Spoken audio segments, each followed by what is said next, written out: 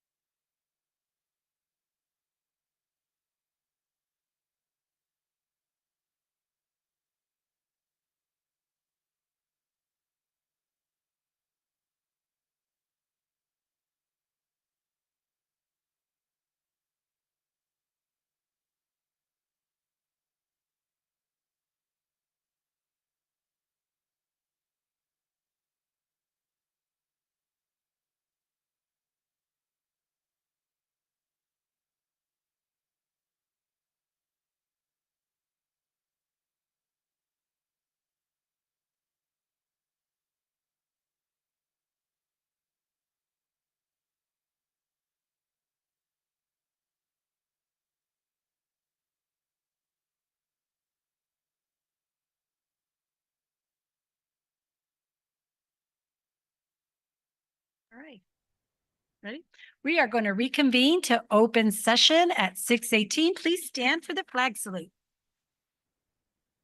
I pledge allegiance to the flag of the United States of America, and to the republic for which it stands, one nation, under God, indivisible, with liberty and justice for all. Okay. There was some action taken on closed session that I would give a report out. There was a classified leave request, employee 159929, that was approved. So I wanted to share that. 3 approved, 1 abstain. And then we have adoption of the agenda, but we will be moving some things. We're going to remove number 1. The individual that we were going to honor for 40 years is not here today, so we'll definitely bring her back on the next meeting. And so we're going to remove item number 1 under recognition and presentation. We are also going to remove the item number 5 under discussion, which is approved contract between North Monterey County Unified School District and Cyber Arts. We need to research some more information there. So do I have a motion to adopt the agenda? I move to adopt the agenda. Is there a second? Second. All in favor? Aye. Motion carried. Okay, so the next item is the presentation on the North Monterey County High School AVID School-Wide Achievement.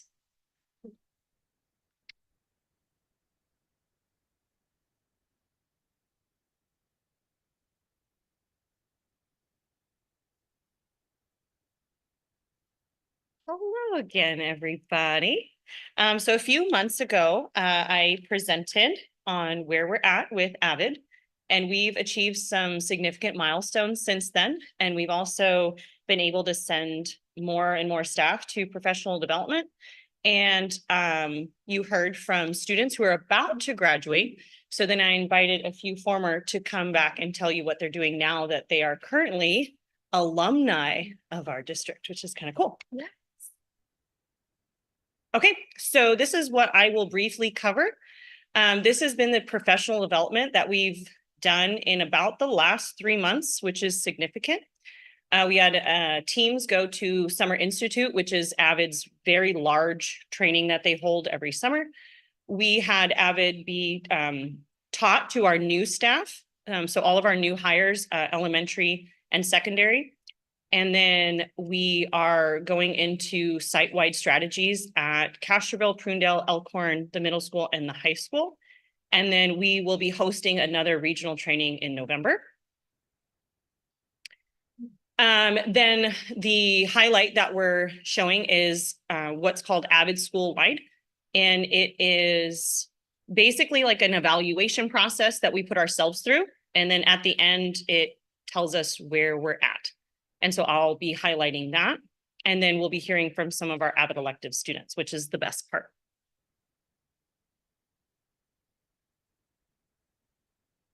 So our district professional development. So for AVID Summer Institute, we sent our CTE team from the high school. We sent teams from the elementary schools. We sent a team from the middle school.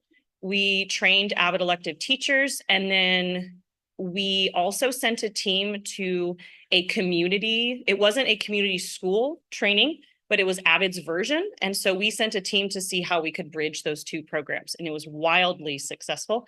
And Yvette is going to talk more about that in a minute. And you can see from this slide, like who these teams were. It was a mix of admin, teachers, TOSAs, and it was very well received at each site. This is us in Anaheim. Aren't we excited? Woohoo. These are the slides that we will not cover right now, but this is what the teams worked on. So if you want to know what it looked like, what we were working on, it was a lot of site goals, a lot of like, how are we going to achieve those goals at each site? So if that's something that you would like to revisit, those are there for you to look at. So AVID is built off of what they call domains, and it's instruction, systems, leadership, and culture. And Yvette is going to talk about how these domains are very much the same and align perfectly with community schools. So you can go to the next slide. Hello, good evening. Yvette Badia, Coordinator for Outreach and Communications. Ooh, I still think I'm on the communication team, partnerships and outreach. So I'm here just to talk to you about just a little bit how it aligns with AVID. So part of the community school model is to really go out there and look at the assets that we have in our schools and really look at the best practices, and part of the 4 key conditions for learning go straight into the transformation model. So AVID is one of our biggest assets here. It was a time to train a lot of our elementary teachers to really learn more about AVID, and I'm happy that I went. So thank you, Janae. She puts on a really well organized trip. So it was really well received by all of us. But more than anything, AVID is wanting our students to go to colleges, and being part of the partnership side of it, colleges are going to be a big part of our community school model, whether it is having internships here or students going to colleges. So it is important that we continue to look at the framework and really see where all of our assets fit into that framework. And AVID is one of them. So again, I want to thank Janae for putting on a great trip and really bringing us together. And one more thing, community schools and AVID is all about relationship building. That's it, relationship building, and then we grow from there. So thank you. All right, we can go to the next one. So this is, if you'd like to look at it at a later time, this is what every single new teacher was trained in over the summer before they started. And it's the AVID model with how to set up your classroom, how to have like behavior management systems, how to, encourage learning through a positive environment. Go next one. And then at the high school, we then took this even further. And when our whole staff came back, we led them through AVID strategies that the teachers actually did themselves. And Marissa's going to help me outline that. You can go to the next. So at the end of, Marisa Martinez, principal at the high school.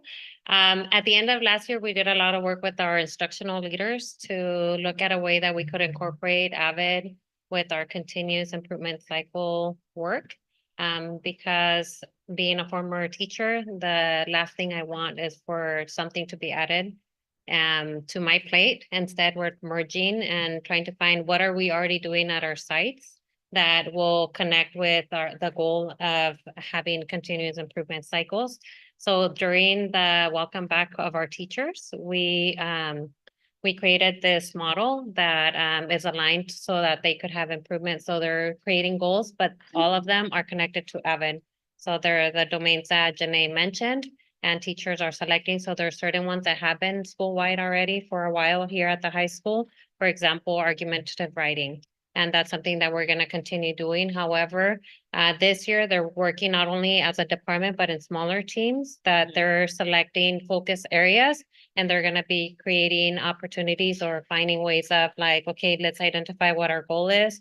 How are we going to teach the students, but then monitor the progress? And then they're doing bi-weekly meetings with their teams. And that's going to be happening on our late start Mondays. They have opportunities to work with their teams and it's very structured. So Janae will explain a little bit more of that. You can go to the next slide. So for example, in order to teach our teachers how to do these AVID strategies, they took on the student role and they did it themselves. So we put this slide up and they worked their way through an article. They took notes on it. They collaborated on it. They compared their notes. They then used those notes to make a one-pager poster together. And so now when they go in to teach these strategies to their students, they've already had some hands-on experience as the student before they go and teach it themselves. So you can go to the next slide. So they use the strategy marking the text, which is, I know, one of our really easy ways to help with close reading, which is one of our LCAP goals. And so the teachers actually worked through this themselves, and which was a lot of them were like, okay, now I really get it because I did it, right? So you can go to the next one. And then they work together on taking that information and now in these smaller group teams filled out this AVID one-pager using the notes that they took, that they had already talked about, that they already read the article about. And so now if they go to use it in their classes, they know exactly how it's supposed to go because they've been in that student seat. So In future training, we are hosting a regional training again here at North County. So Avid will be in this room. They will take over our media center and teachers from our schools can sign up, but then also teachers from other schools sign up, which creates a really cool learning environment because it's not just our teachers here. And these are the communities of practice that we're offering. The nice thing about offering the training here is Bridget Perhatch and I were able to work with Avid on which ones we want. So they 100% line up with our LCAP goals because we picked them, right? And so that was really nice way to get like exact Avid training that we know our sites and our teachers need. That best reflects what our students need. So you can see there's K2, there's math at the elementary school level, math at the secondary level, literacy in secondary and literacy in elementary. And then the two that Avid really promoted us also offering was creating engaging and rigorous classrooms. It's how to build a classroom community. And then foundations to school-wide success is more of a leadership role one. So that would be for our administrators, our district leadership to then also have that larger vision.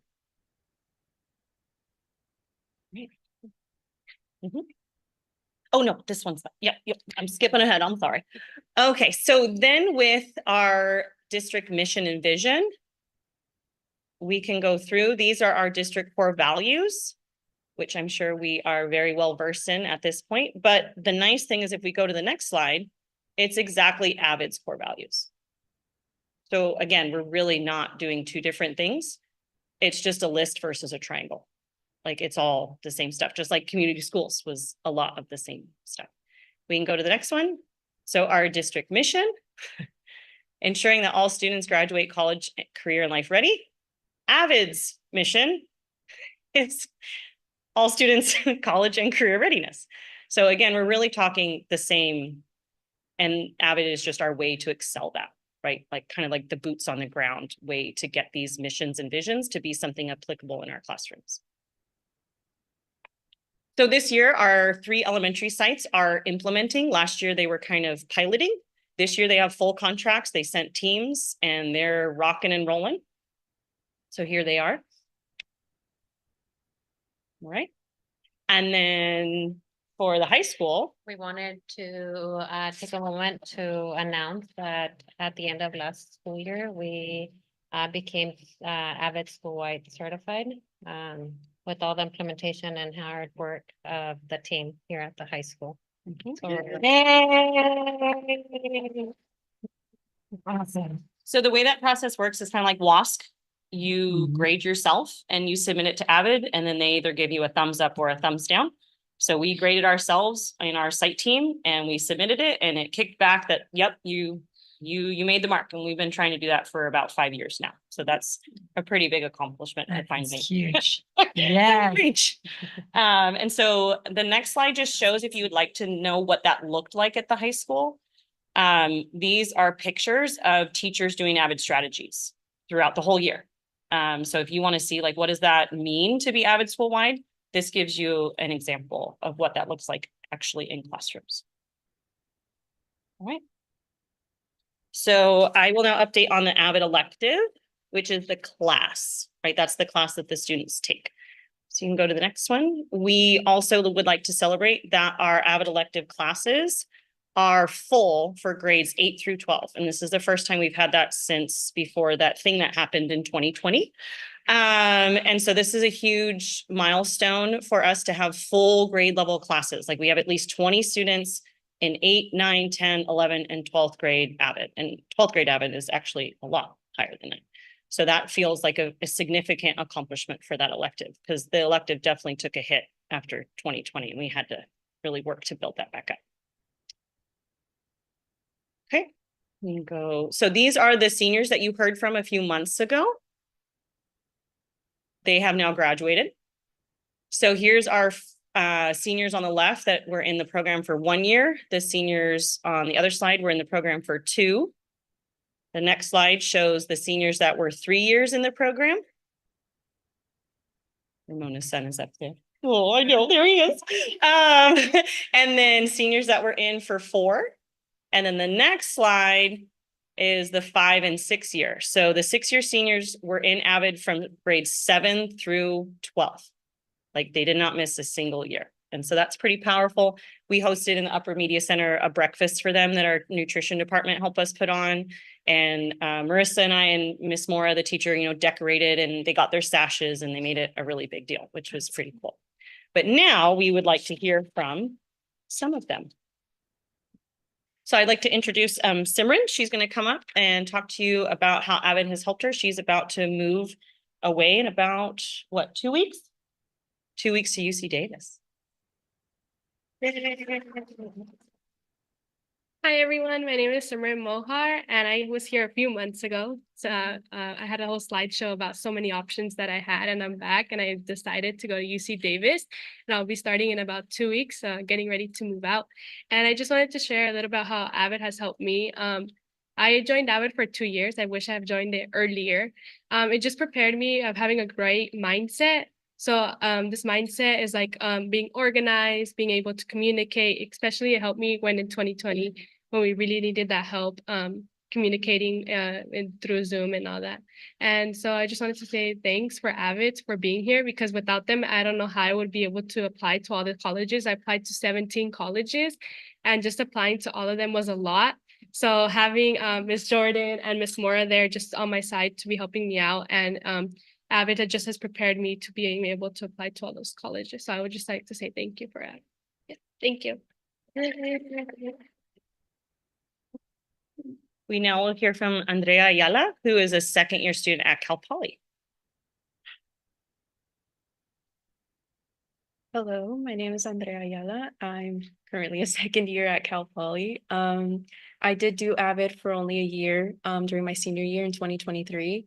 Honestly, it was so fun just being able to get a lot of help from Miss Jordan. I started my senior year not knowing where I was going, not even sure what I was going to major in, but just being able to talk to Miss Jordan, get some advice, and also just hearing from other people who were also going to be going in the same direction I was, getting their help, their advice as well. And overall, just like getting an outlook, an idea of what my life is going to look like after high school, and really just allowing myself to prepare for the workload that I was going to have, for the life changes that I was going to have. And yeah, I honestly, I also wish I would have joined Avid a lot sooner. But I'm still thankful for the opportunity I was given. I'm still extremely grateful for the memories I was able to make, and also just the amount of skills I was able to gain from just being an Avid. So yeah, thank you. And last but not least, we will hear from Eduardo Diaz, who graduated in 2017. He went on to Hartnell and then Berkeley, and he now works at Microsoft. Oh, whoa.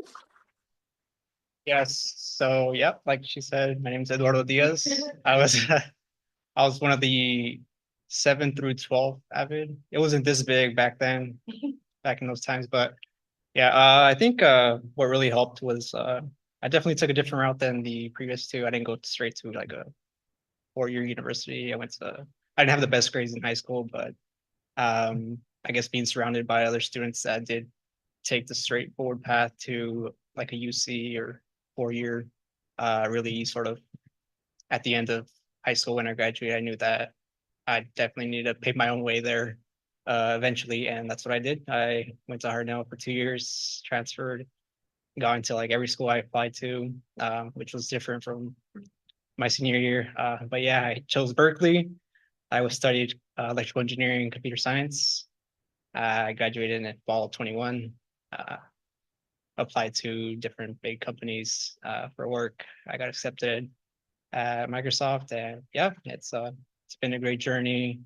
I think the biggest thing with Avid was just being surrounded with a community of students that just want to do great things and all go to universities, regardless of what they want to study. They all have the same plan, and I think that really helps, especially younger students to have like that sort of community around them. And I don't think I could have got that anywhere else besides like an Avid classroom. So yeah, it's been great, and it's helped me in life, I guess. Great, thank you for being here. All right, so thank you very much, Ford, for all of your support of the program. I wanted to give you a clear vision of how this is impacting teachers, how it's obviously impacting students beyond graduation. So thank you very much for your recognition and support. Yay! Okay, I'll start off with the audience. Is there any comments or statements that the audience would like to come on to the podium? And I know we are in Zoom. Is there anybody on Zoom that will raise their hand if you're interested in making a comment, question? Yeah, come up to the podium. We have someone from the audience that would like to come up.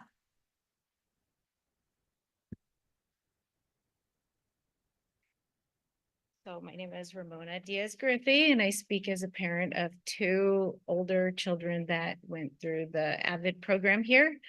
I want to say that it was a very positive experience.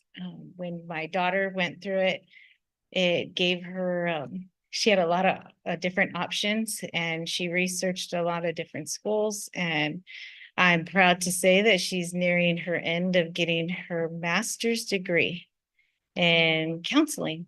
And also my son, he did learn a lot. The AVID teachers really guided him to pick a major, and he did get accepted to CSUMB.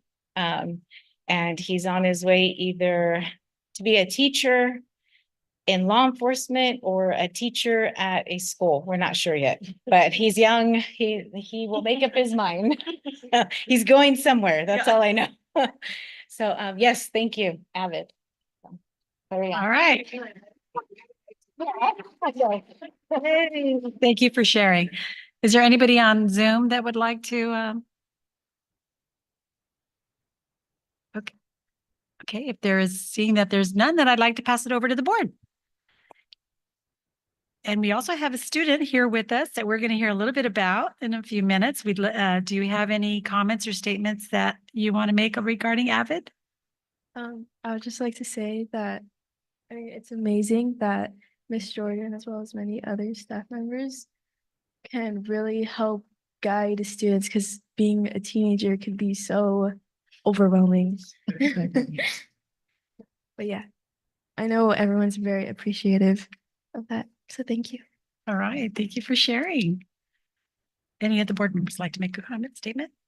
Just thank you for all the work. And it's great to hear the alumni speak and the great, awesome stuff that's happening with our students. They have so much potential. We just need to continue to provide them the resource and support that they need to show their potential. And congratulations to all of you. All right. I just want to add, obviously, great presentation, great, all of the speakers that were here today. And obviously, we love it when the students come and speak for themselves and share the impact that it's made. I've heard nothing but great things, but you're absolutely right. This AVID has evolved to where it's at today. It's huge celebration, huge accomplishment. So kudos to everybody that made that possible, because the results are there. So thank you. Thank you so much.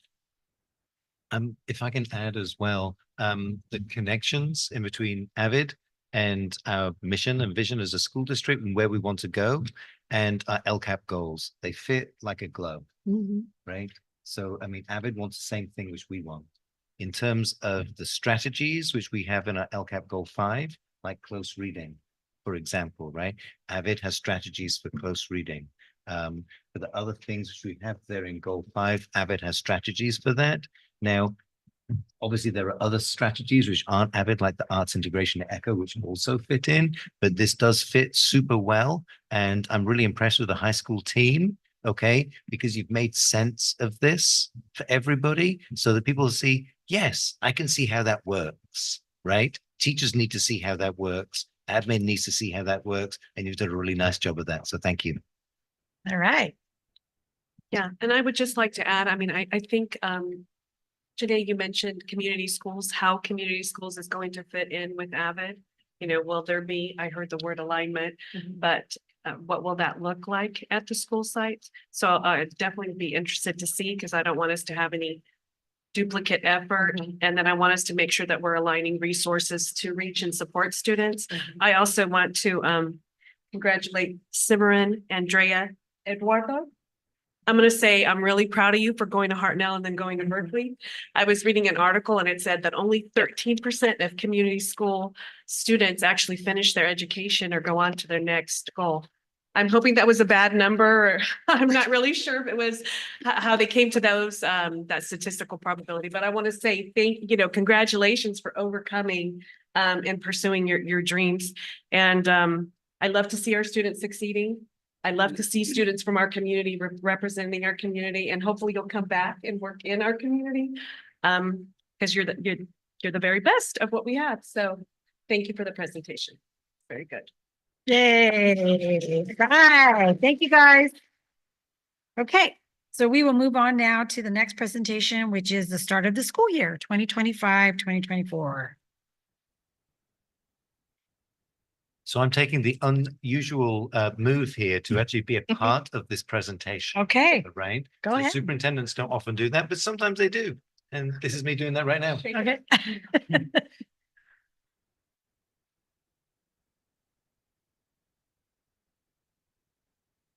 Okay, so this presentation around the start of the school year is going to be myself and cabinet members. And so I have with me Antonio Garcia from Educational Services, Dr. Connie Santa Cruz from Business Services, and Curtis Wilson from our Human Resources Department. And together, we're going to try and give you an overview of what it's been like for the start of school, okay? So let's go to, let's jump 2 slides, I think, Michael. Okay, so this is around the first day of school. And I had the privilege of visiting, so Echo Valley in the morning. Okay, I was there for parent drop-off. I parked over where the kinder and the TK students and parents were, walked up the steps with them, was greeted as I came, okay? And then we had Mr. Guile, who was of the other entrance, welcoming the other students. And of course, he was playing music. There was balloons, there was bubbles, okay? Then at 8 a.m., there was a cafecito for the new parents. Really nice, really welcoming. A really great day. From there, I went on to the other schools, went on to the middle school, sat in a circle with students as we had a whole welcoming activity, chatted with folks over at Prunedale Elementary. That's myself with Sophia Sorensen. Went into Mrs. Morales' 3rd grade classroom over there at Prunedale. And the bottom ones is I couldn't help myself when I had to go visit Castroville Elementary. There was some young children there playing soccer, and I was like, I can think I'm going to go and join them, right? I could show them a few, a skill or two. And I have these shoes on. I don't know if you can see them. They're probably not the best to play soccer in. So anyway, I had a fun time, passing the ball around. I only fell over once, which wasn't too bad. But I did, and it was, I could tell it was a good thing, because then when I was leaving, the kids were like, "Are you going?" They were quite disappointed. So anyway, it was a really, really good day. It was lovely seeing the parents. It was lovely seeing the kids. It was lovely seeing the teachers. It was lovely seeing the classified staff. Okay, seeing the campus monitors out there, the yard duties out there, okay, all of the folks who are out there making that first day special for the kids was huge, right? The first week of school is the most important week of school for setting the standard around what we expect, around how we're going to be for our kids. It is the most important week. The most important day is the very first day. We had a good first day. We have work to do, but we had a good first day. Next slide, please, Michael. I want to do a spotlight on a few of our folks here. And the first staff spotlight is on certificated teacher Viana Espinoza. So Viana is a special day class teacher over at our middle school. And the first thing which is striking about Viana is every single morning, she's on those front steps, welcoming students as they come. Every single student who goes up those steps gets a good morning. How are you? Every single student as they come up. On Fridays, Viana plays DJ out there, and she has a welcome kind of like playlist which she plays for kids as they come up those steps. She goes out of her way to be positive with kids, calling out what's good, encouraging students to be their best. Okay. And I want to layer on, she is an advocate for students with disabilities. When I've been over to that school, she says, Mr. Turkey, what I really want as soon as we can is I want a ramp rather than these steps so that our students with disabilities can enter through the front entrance of our school like everybody else. And I want to say thank you to Viana Espinoza for everything that she does for us and our community and our students. So thank you to Viana.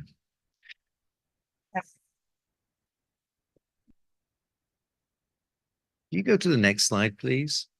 So the next staff spotlight is on Mr. Zavala. Now, Mr. Zavala is a classified employee. He's our NEST program coordinator over at Castroville Elementary School, okay? He is literally everywhere, okay? Whatever needs doing over at Castroville, he is there, right? At the start of school, they were having some issues with traffic, okay? People not knowing where to park. I know everyone knows that the parking around Castroville, it's not the best, right? It's limited, okay? Mr. Zavala was out there. He was directing traffic, making sure that things go smooth, okay? He was one of those heroes who makes sure that school runs well. So a big thank you to Mr. Zavala. And our last spotlight is on an administrator, Mr. Danny Rimmer. So I visited the middle school quite a lot since the start of school. I've been there for their professional development days. I've been there for the start of school. I turned up once just at the start of school on another day just because, right? And then I've also been and toured classrooms with Danny. There is a revolution which is happening at our middle school right now. The phoenix is literally rising from the ashes. Okay? I mean, really, the feeling on that school site from the students and the staff is just one of positivity. Okay? When people stop me and they say, this is going really well at the middle school, people feel respected, people feel positive. The kids are happy, the adults are happy. And the person leading this, he can't do it on his own, but the person leading this is our administrative principal, Mr. Daniel Rimmer. So I want to give a shout out to Mr. Rimmer.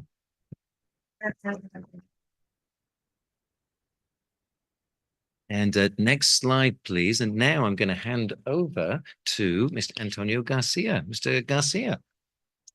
Thank you. Good evening, board and community. It's a month and a half that I've been here, and I have to say that I have nothing but smiles when I'm on campus because the staff is really incredible and welcoming, and the kids are just fabulous. I mean, they're just amazing. I love hanging around with the kids, the presentation, and anytime that we have them. It feels good to be here. I've appreciated being welcome. Sorry, that's not the presentation. I've been made to feel welcome also, not just the students and the staff. So some of the highlights that I want to highlight is, again, back to the middle school. They also had a back to school cafecito with over 100 parents come by. They had a sports information night with over 200 people that also attended, again, welcoming space. And when they had balloons for the kids, for the steps to come in and welcome for the school, they put the balloons also where the ramp is to make sure that anyone that had any accessibility challenges also had the same celebration and not just those who were going through the steps. This is the kind of detail that's happening at the middle school right now. Sticking with secondary, just a big shout out for the high school. Besides the big welcoming rally, Ms. Nat Janae, who was just here, and along with Mr. Gower, they checked in with every single new teacher. And it is scary to be a new teacher in a school district, never having that job or being new to this to our community. And they took it upon themselves to make sure that they were welcome and to be supported. So big kudos to Mr. Gower and Ms. Nat for that as well. At Castroville, we had, Audie the Otter, making sure that every single student was introduced to every single staff member. So it was not just your teachers in your classroom, because again, it takes a whole community to do that. And that was happening at Castroville. Also, finally, want to shout out that all of our elementary schools immediately started implementing social emotional curriculum to make sure that students feel welcome and included. So when you look at the data, Elkhorn Elementary, for example, already 30 lessons being utilized by teachers with focusing on social emotional learning for our students. So these are just but some of the many examples of all the smiles on campus, and it feels good to be here. And that's this part.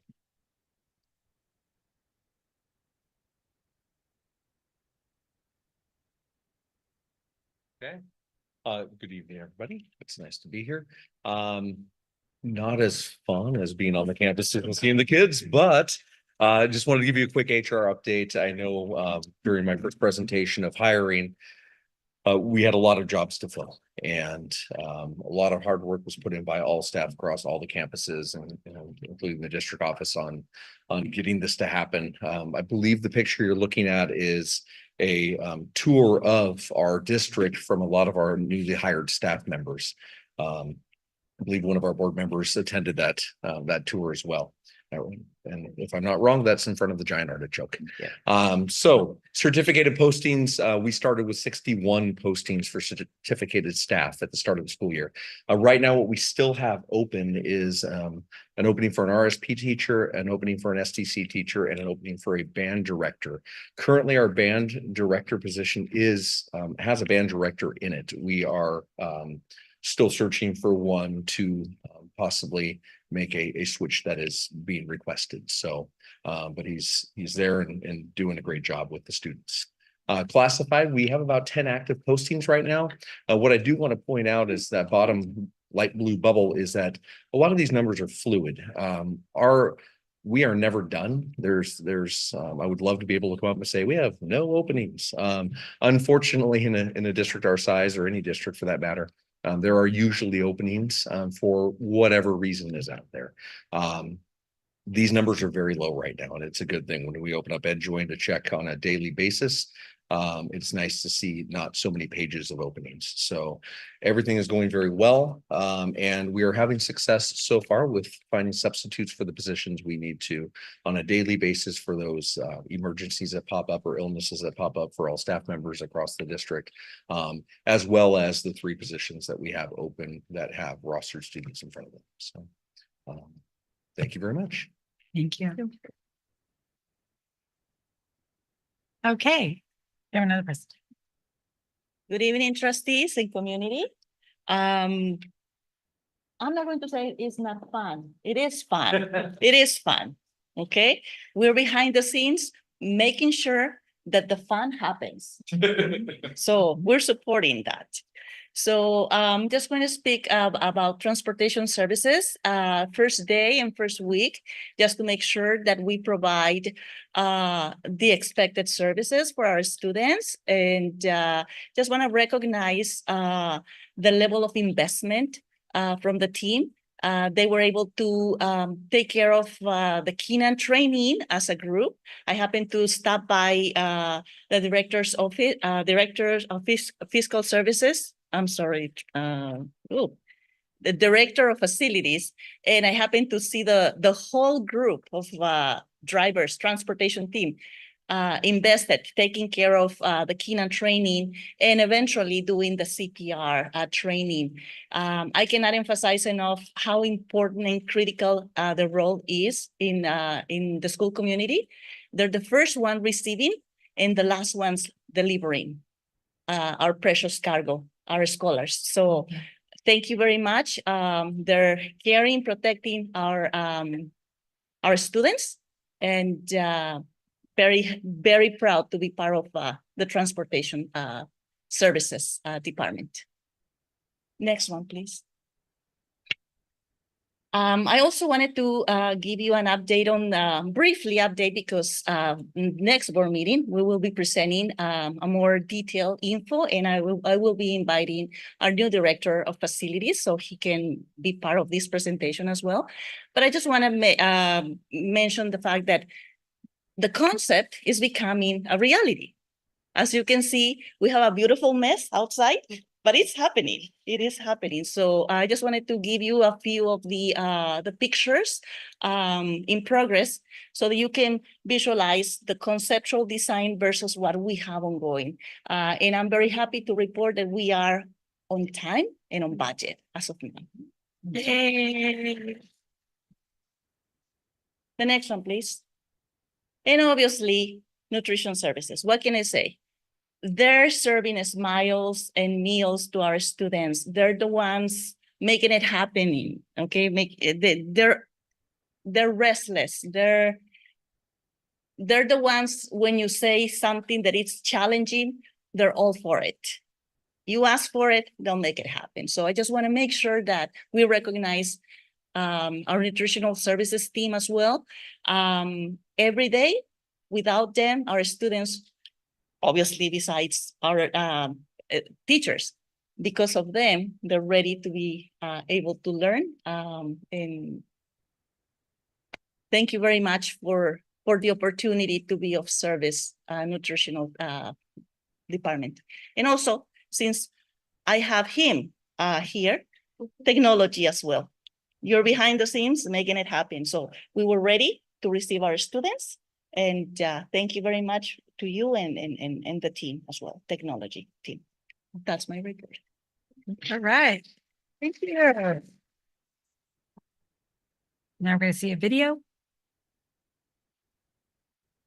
So I guess our closure today is going to be this back to school video.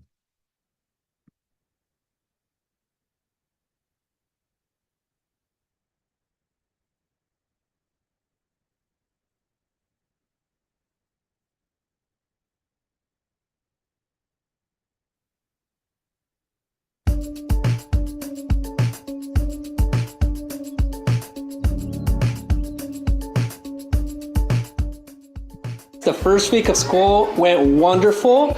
We had a lot of students that are excited for the first day. Many of our students were kindergartners for the first time on our campus.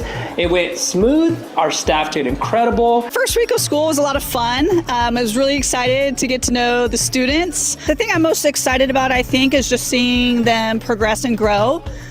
Seeing them get really excited about learning and just meeting new friends and just having fun in the classroom. What I am most excited about is just seeing how much growth our students are going to make from continuing from last year and continuing that support this year.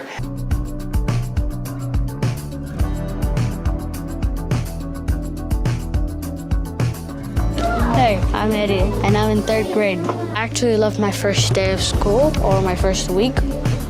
It was pretty good. I actually liked it. I'm so excited to be at my school.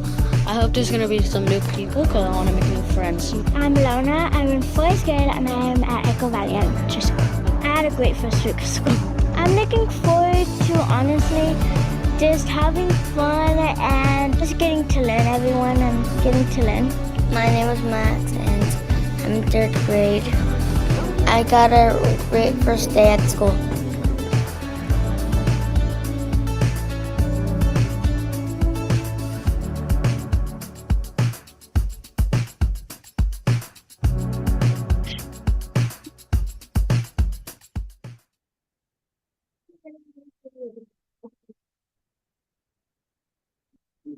All right. Well, thank you for the great presentation. Really appreciate it. And so we'll go ahead and start with the audience. Is there any comments, statements, or questions from the audience regarding the presentation? Okay, then we'll move over to Zoom. Is there anybody on Zoom, Michael, that would raise your hand and interested in making a comment or statement? And seeing that there is none. You're like, okay, I'll start with you. Would you like to make a comment? How was your first day? My first day, it was very good for me, and I hope it was very good for everyone else. Also, I remembered I didn't introduce myself in the beginning. My name is Julia Oliva. I'm starting my senior year, and and yeah, I think it's great to see all these young kids, especially having great days at school, because a lot of them may be shy. They're just so different, so young, and so definitely starting out the younger grades and building up for that. That's great. Awesome. Thank you, Julia. Board members, did you guys like make a comment on the first day of school? I just want to congratulate Matt for setting the right tone to a fantastic school year. And Curtis, Connie, and Antonio, I mean, really an exceptional leadership team, which makes me excited about what's to come. And just congratulations on getting us started on the right foot. It does take every single staff, team member, transportation, cafeteria, teachers, administrators, and leadership to get there. And our students deserve nothing less. So congratulations on starting us off on the right foot. All right. I would completely agree, like everything you've said. And that's a first. We love each other. She's kidding. No, but definitely, I think everyone, it takes a lot to start the first day for our students to feel welcome. And if they feel welcome, then we actually have them more, right? They're willing, that makes it easy at home as well, because they're wanting to come to school. And I thought it was going to be more hectic, to be honest, the first day. And it didn't take me a lot to drop off my child. So I appreciate everyone's patience. I know the kids are eager for that front to be done. But I saw a lot of activity around the different schools, and everyone was really just happy to be back. And I feel that they're excited, and there's a different culture and different, there's a lot to work on. We're never going to say we're done. There's a lot to work on, but this was a great start. And thank you all for doing that. Yes. So obviously, well said, both of you. I'll just go ahead and say that to that, there were other family members that reached out. They didn't know what to expect and how they were going to get through here through this construction. 3 or 4 parents that I was talking to said, it was amazing. We went through it so quickly. So kudos, because remember, we were so worried about how are we going to get all these kids through this campus with all this going on. So thank you for the team that put all that together. But again, great presentation and all of your guys' energy, positive vibes. You feel it. It's a great way to start the year. So thank you guys. Thank you guys. Really appreciate it. And welcome back to all the teachers and the staff and everyone. I mean, we couldn't do this without you. So thank you. Yeah, I just want to say thank you for everybody's hard work. For being, it's a brand new school. Feels like we're ready to start with full positions filled. And you can just feel that excitement and aura. And just want to throw out how much I appreciate everyone's patience. The first week is tough getting your kids to school. Not just at the high school, but to other schools. And I'll just continue that patience as we work out the kinks. I'm sure things will continue well throughout the year. Right. Thank you. Okay, so it looks like we are going to move on to the next item on the agenda, which is the Classified School Employees Association. Do we have a report? Okay.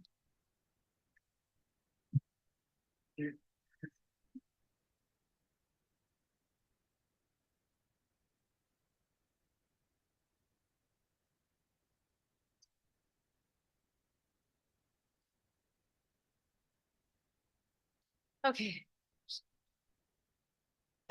So my name is Ramona Diaz-Griffey. I'm the CSCA president, and I'm gonna let Griselda go ahead and speak first.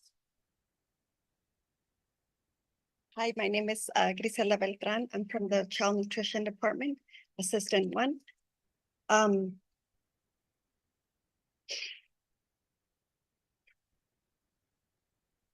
Back in 2021, I had breast cancer, and the HR department knew I was going through breast cancer. It was the month of March that I stopped working. I took off all until June, and HR department contacted me to see if I was going to come back to work, but I couldn't because during the summer I had a chemotherapy, and in August I started my radiation. And HR department knew I wasn't going to be back. So every month from August to November, I got a paycheck. And I got a paycheck, a full paycheck. In the month of December, my paycheck, when I looked at my deposit, it was only $22. HR never contacted me that they were gonna deduct the money. I'm a single mom with 3 boys. I said, what am I gonna do with $22? You know, I tried to contact HR. I couldn't because it was towards the end of Christmas where the district was closed. So I had to wait until January.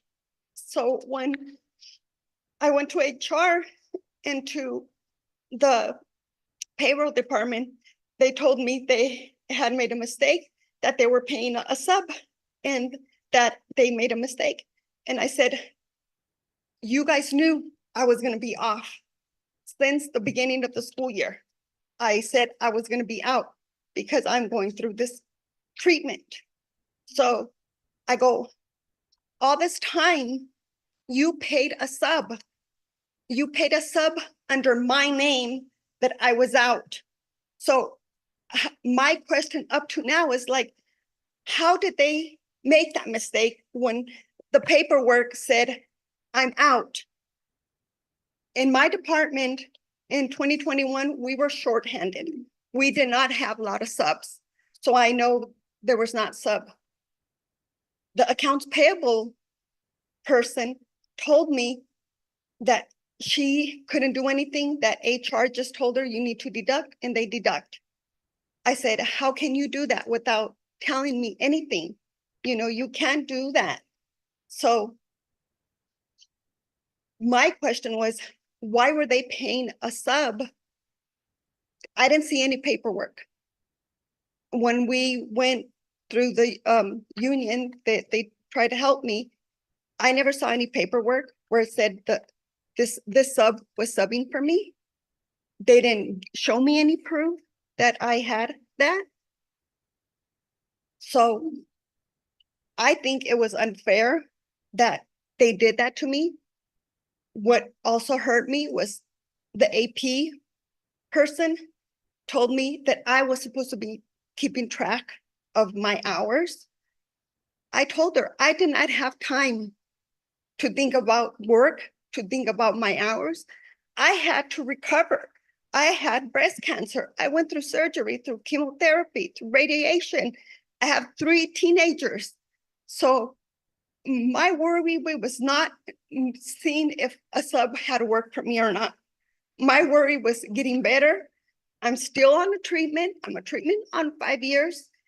And then this end of the school year, I had appointments from every doctor, radiation, oncologist, my regular doctor.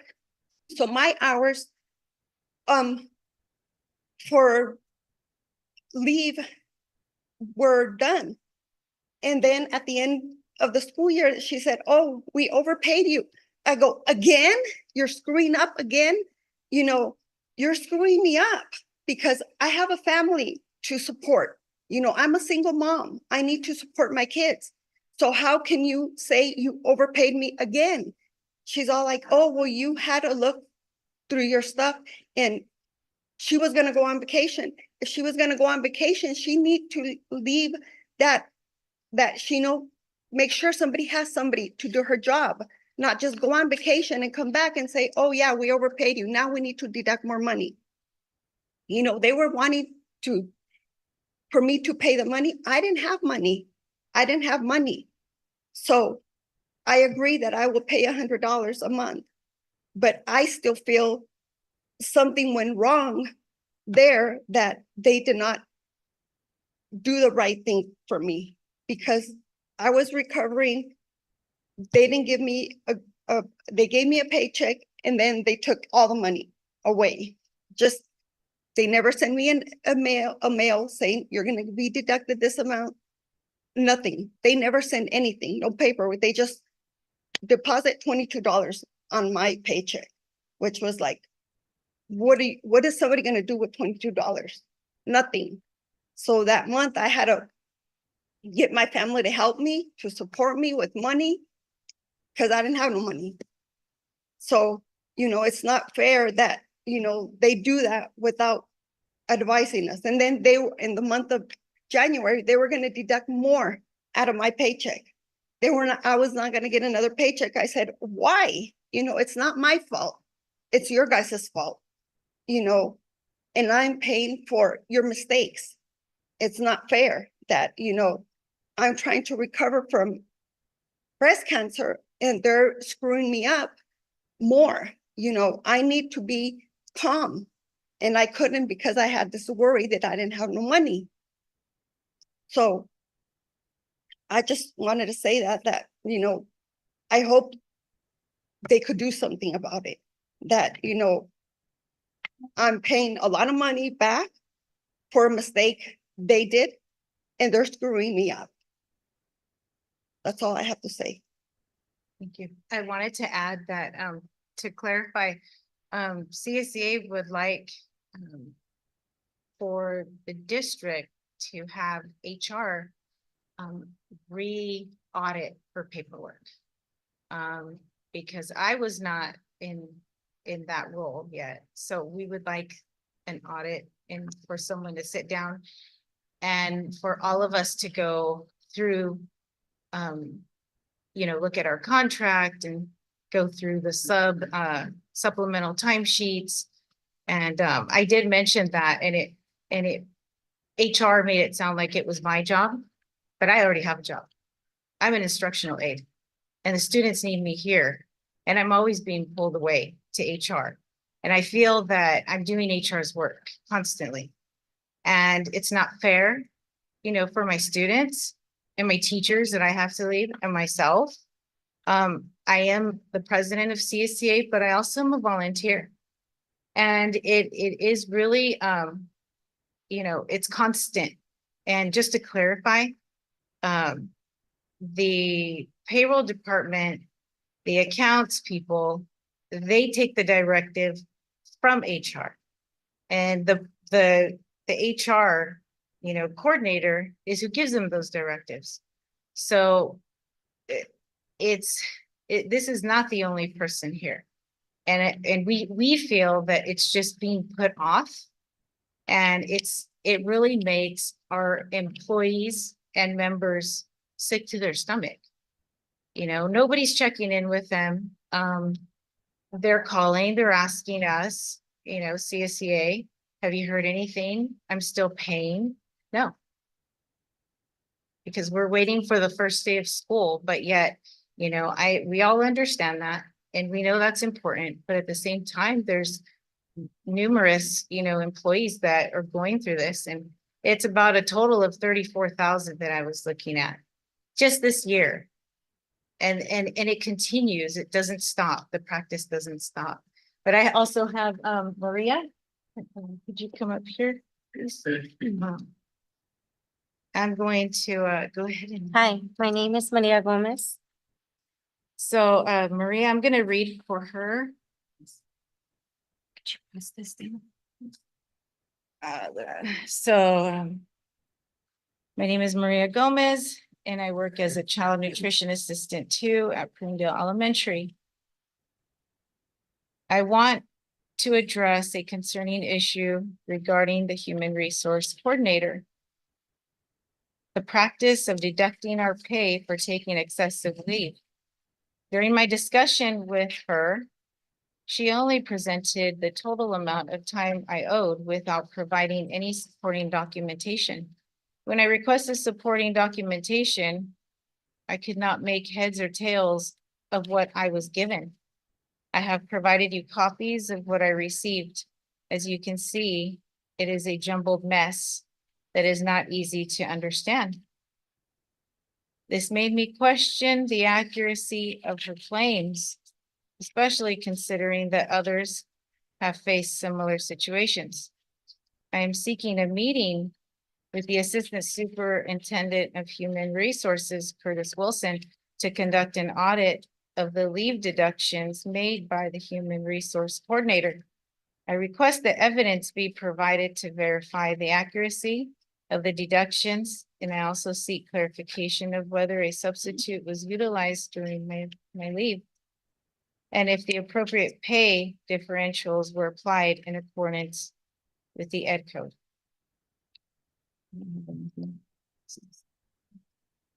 No, thank you.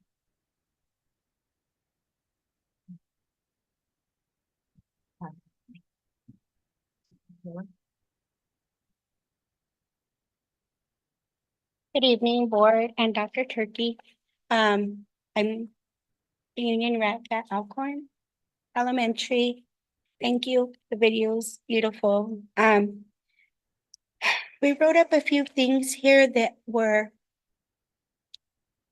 from other members that got money deducted, that had a lot to say. So this is based off that. I know you just got here and this has been happening. But just for a moment, think about how it would affect you if someone did that. If you had time to prepare, you know, for any amount, but even when they're taking their full checks, my children are now adults, but I was a single mother, and thinking and hearing of some of these stories and thinking, how can you go to work like that? Some of these, just the ones that are here that are helping with the nutrition.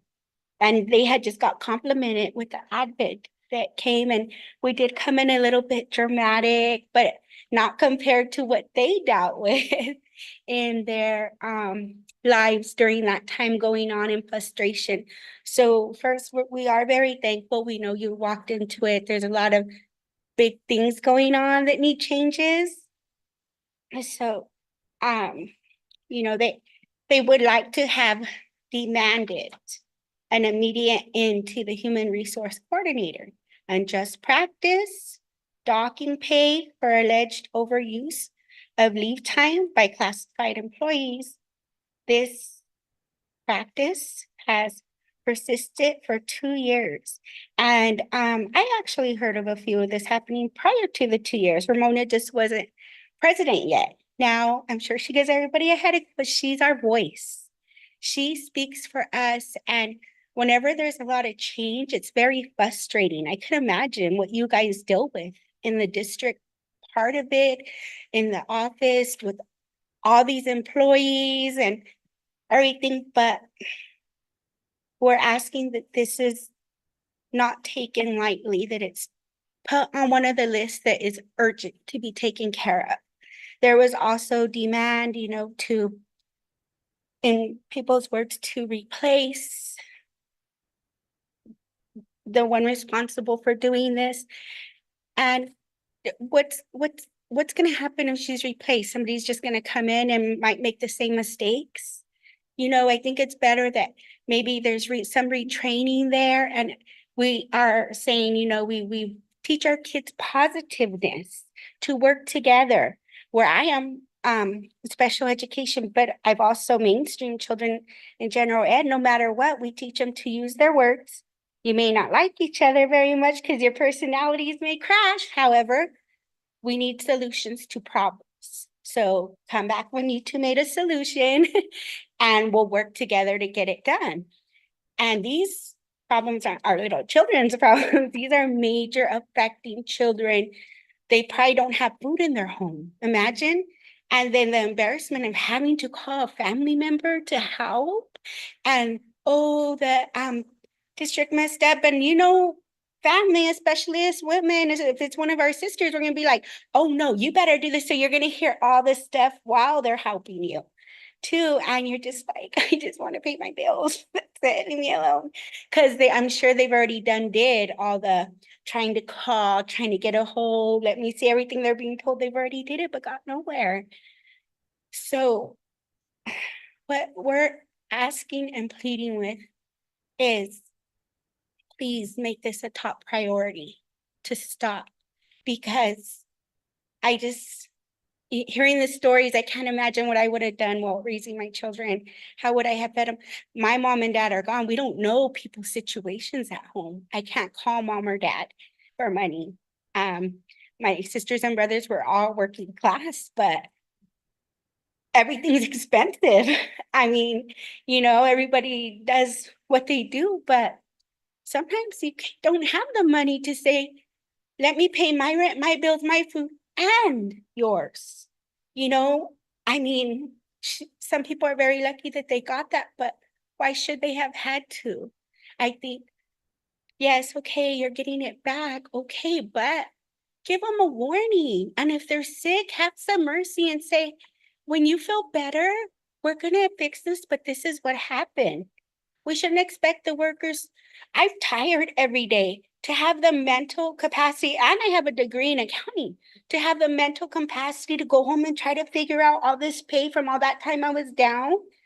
Oh my gosh, it's hard. And yeah, we can't do our part. And just HR, oh, we see you're leaving. Have you signed up for American Fidelity? It's very important, this and that.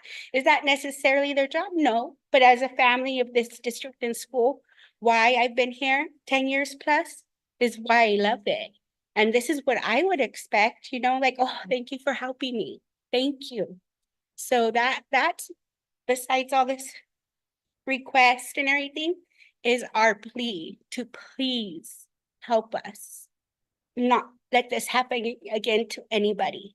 Because how do we expect them to come do all this beautiful work with our kids and be successful if they don't even have gas to put in their car to come? So that's what we want to say. Thank you. Thank you. Thank you for coming. Okay, thank you for coming and sharing your stories. And I'd like to let you know that this is a priority for us. The things which you're asking for are reasonable. Okay, it's reasonable to ask, hey, we want to know if there's something wrong with the pay. And then we want the opportunity to be able to talk about, hey, what's a reasonable frame, right? So that if there is money which is owed, that it could be paid back over time, dependent upon circumstances. Those are reasonable things to ask for. Okay, I want you to know that there's an acknowledgement that what you're asking for is reasonable, an acknowledgement that this is an issue, and it has been an issue for, I'm told at least 5 years, right? Curtis Wilson, who's our Assistant Superintendent of Human Resources, has been doing a lot of work around this. We have some systems issues which don't work. Right? Or, well, there's a saying that every system is perfectly designed to get exactly the results which it gets, right? Our system is perfectly designed to get these results, which means we need to redesign how our system works, right? We do have some things in play at the moment. Okay, so the end of this is coming. All right. I've also heard the request to look into these two particular issues.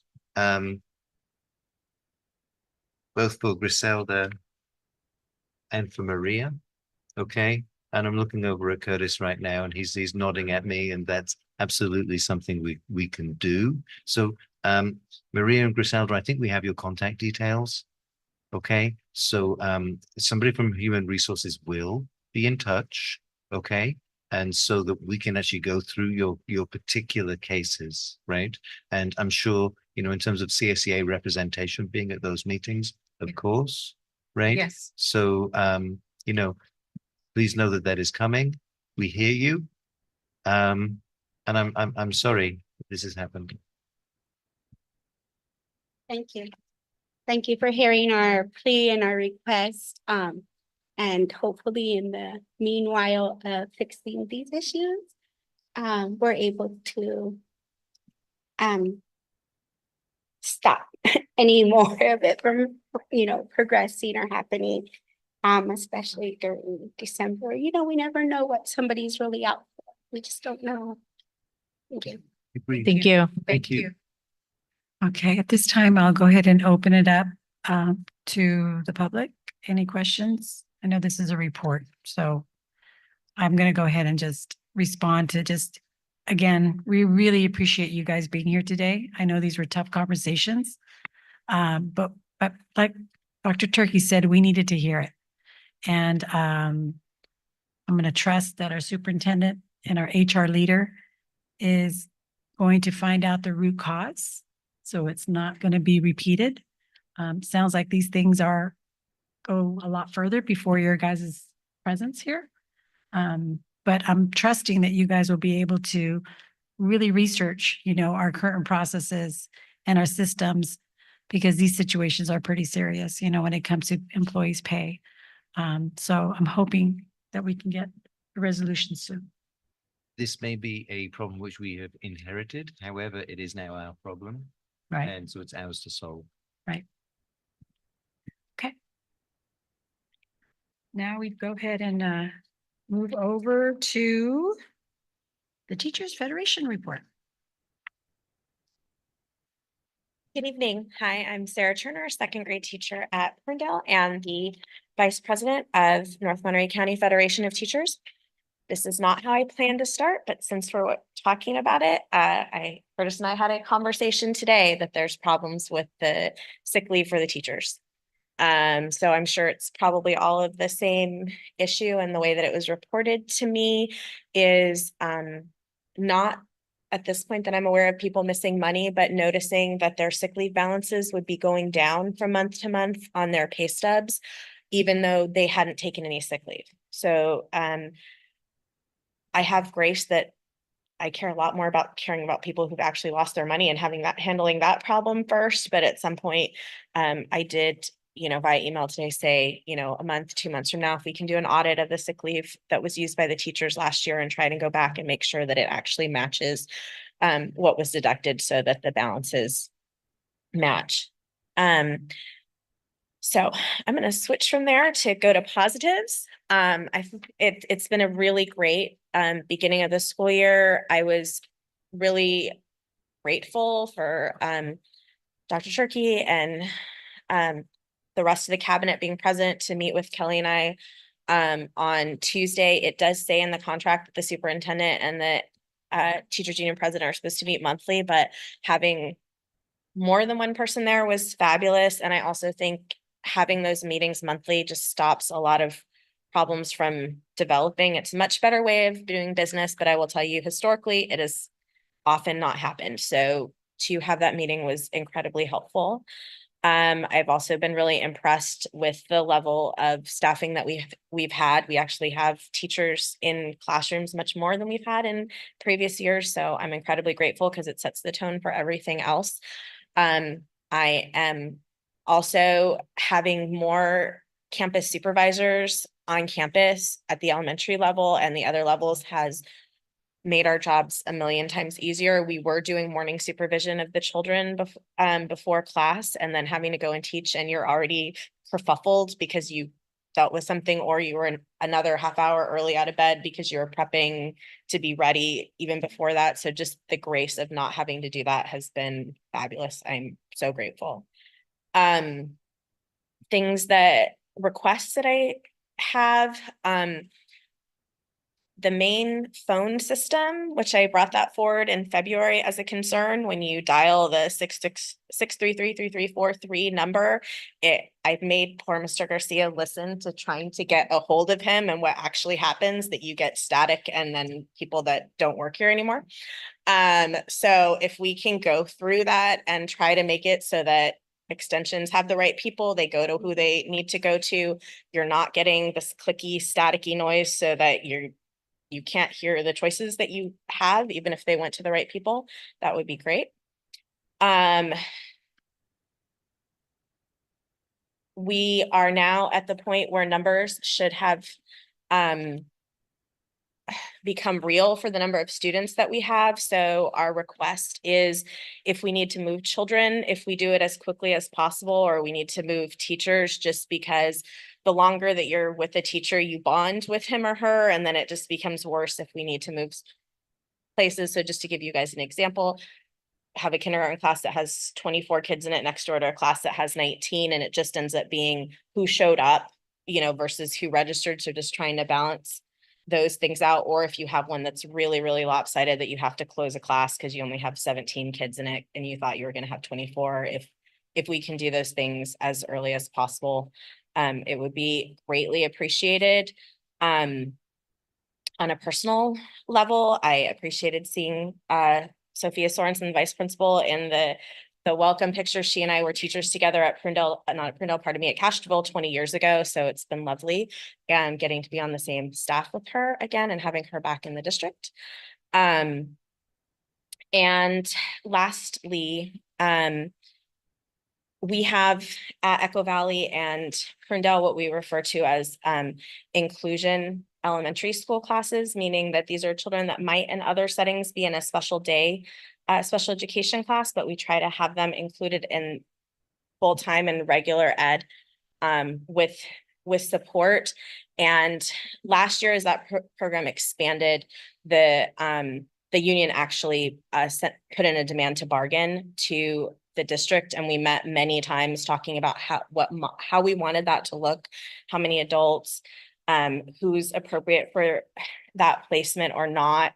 And I'm incredibly grateful for the new administrators that we have, but it also meant that all the institutional knowledge and all the people who knew about those meetings walked out the door, and we need to start again. Just in terms of talking about that and laying it out. I don't think there's a huge disagreement about what we want those programs to look like, but it's laying it out on a piece of paper so that if this happens again, where we have a change of administrators, which I hope not, and you all stay forever, but that we don't keep having to reinvent the wheel. So it is a request that we're going to put forward, not necessarily a formal demand to bargain. I don't think that's necessary, but just meetings to talk about, this is our vision of what we're going to do. And this is, you know, where we're going long-term. And this is where the sites that they've done a beautiful job of supporting it at Echo Valley, but I actually think that it's better suited to a program like Prunedale because we have more classrooms there, as opposed to, you know, right now where it's impacting potentially having more combination classes at Echo Valley, which I don't think is in anybody's best interest. So just trying to figure out how are we doing this and what's the best model and how can we really support kids. So thank you. And it's been a great beginning of school. My new students are super excited and I'm glad to be there. So thank you. Thank you, Sarah, for your report. Appreciate it. Okay, so now we will move over to board reports. And I'd like to start with our student, our very first brand new student this year. Welcome. Is it Julia? Julia, welcome. We'd like to hear a little bit about you before you give out your reports. Okay. So as I said before, my name is Julia Leva, and I'm the student board representative for this year. So I'm the vice president of the associated student body at our high school. And well, welcome. We're excited to have you here. thank you. Okay, so you can go ahead and get started with your report.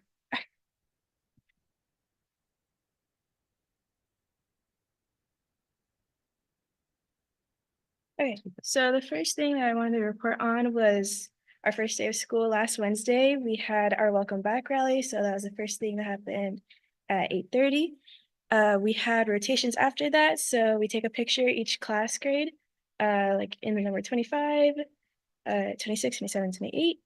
And then we also had a guest speaker, an alumni, Savannah Skelton, she's a lawyer. And so we had one of her, she had spoken at one rotation. Next rotation was kind of more relaxed, a little bit of a break. There's a video game truck and a time for people to socialize and, you know, get back together with their friends. And the last rotation was an informational assembly led by Mr. Andres, I think, and Miss Jordan. And then currently this week is welcome week. We have dress up days, a lot of this versus that. So like students versus staff, heroes versus villains, things like that. And as well as lunchtime activities. And so like musical chairs, tomorrow I think is bingo. And on Tuesday we had our senior sunrise. So all the seniors met at the stadium at 6:15 and there's donuts and juice and they made posters and played games. And then the last thing is Club Rush is September 4th. And so clubs are currently in the process of getting chartered.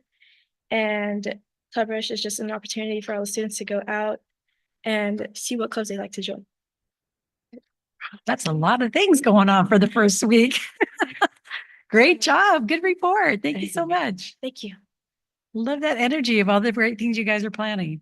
Sandra, did you want to give a report? No. Okay. Adriana? No, just welcome again. And I look forward to a great year. Like I said, we have tons of work to do. And I'm just happy students are feeling welcome and feeling that it's going to be a good year. It was, I was able to participate on back to school with the teachers, you know, with Matt.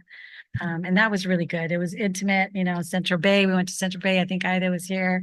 You know, we went over to Echo Valley and came here to the high school. And it was just nice, you know, it was different this year, right? We didn't have the kickoff where everybody gets together and does that kickoff here at the high school. But I understand, you know, the teachers really appreciated that time to come back and have that time to get their rooms, their classrooms ready and everything.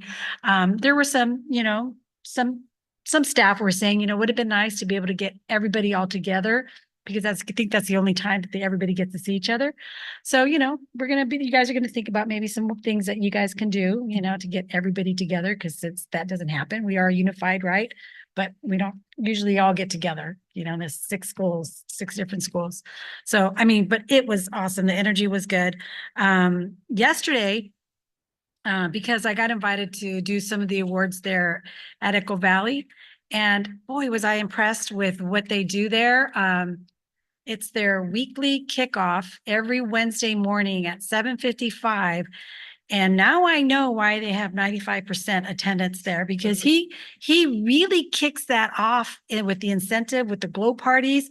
He was recognizing just the first week already telling the kids, you know, the percentages of how, you know, how would their attendance look like. And then he has the classroom get up, the kindergarten stood up and the kindergartens won. Kindergarten stood up and they won. And then they had this big old poster that he has. It's going to be in the cafeteria and it's going to tell you guys what the attendance is every week. So you could see by grade level, by group, who wins, you know, this contest.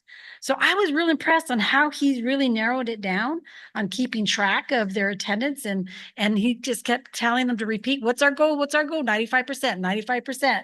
So just to see the little babies out there in the 5th and 6th grade, everybody was all involved in that. It was so cool. But we did recognize some of the supervisors, yard supervisors, because I've been there forever. So Tammy's been there for 35 years and Deborah's been there for 25 years and Ofina's been there in the nutrition department for 15 years. So I was just glad to be a part of that because I know all those ladies personally. So it was really special.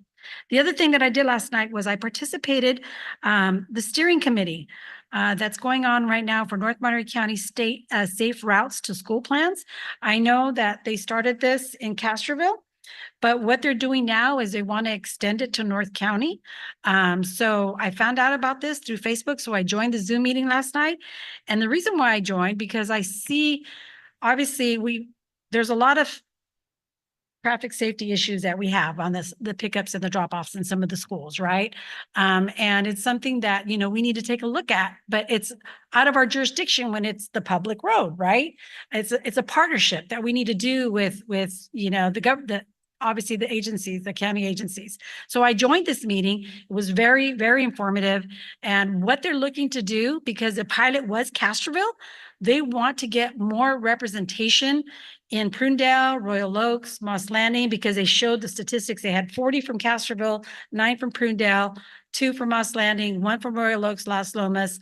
And they really want to even that out. And that's because they started off with Castroville first. They advertised in Castroville. So now they're branching it out. So FYI there, I know they're working with our district to kind of get the word out at the open houses because there's applications and they really want to boost that up because they got this $1 million, which for me, I'm thinking $1 million, how are they going to fix all these schools? I don't know, but they have a plan.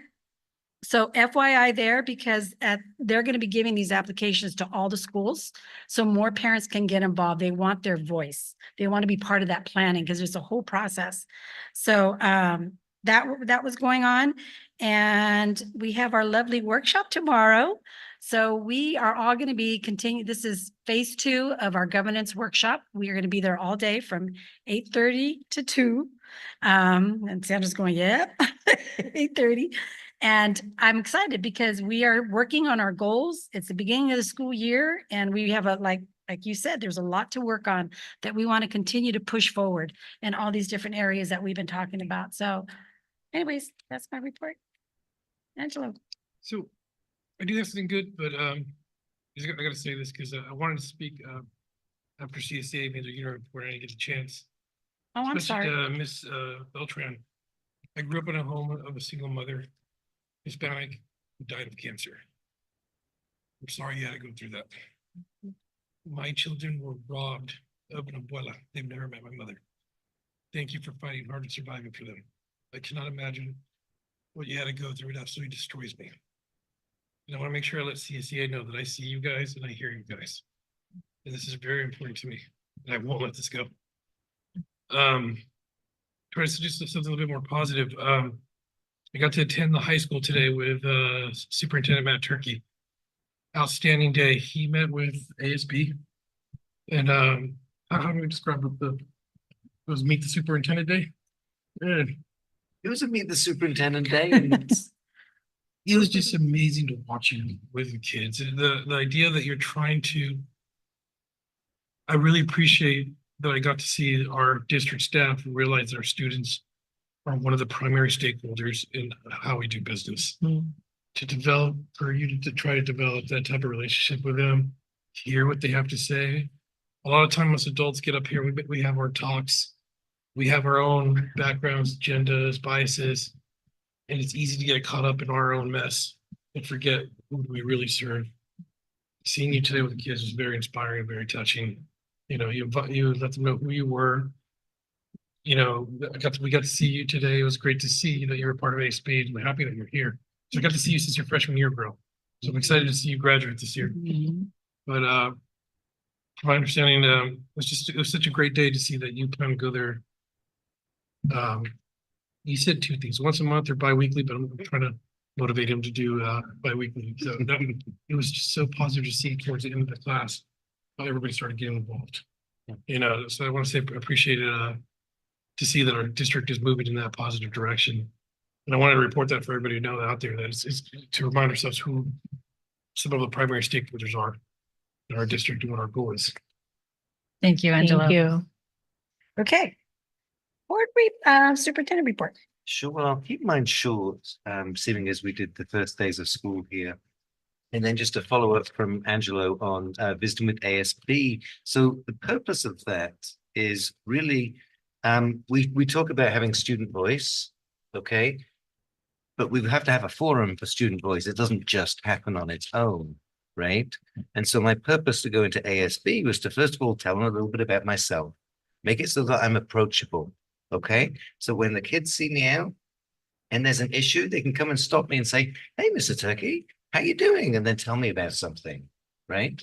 And then secondly, so that they know how stuff works, right? How do you advocate to change a system if you don't understand how the system works? So we talked a little bit about systems and that they start off in the classroom. If you have an issue in the classroom, the first person you see is the teacher.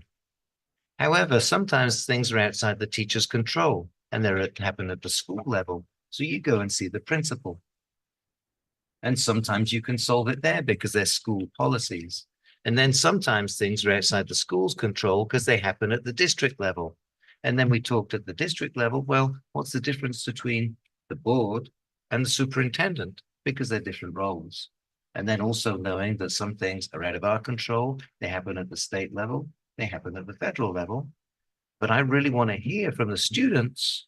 And we opened it up towards the end of the class around, we talked about preparing all students for college and career and life. And is that happening? Focusing on the all. What are the barriers? What are some potential things which the students think could happen, some ideas which they have? And my challenge to them is when I come back in 2 weeks, I want them to work with their teacher, Miss Lowenson, to narrow down to what is the first thing which we want to discuss with me around how to improve our schools. And they get to choose. I do not get to choose. So I think that's pretty important. We talk about it, but this is a great forum to do it.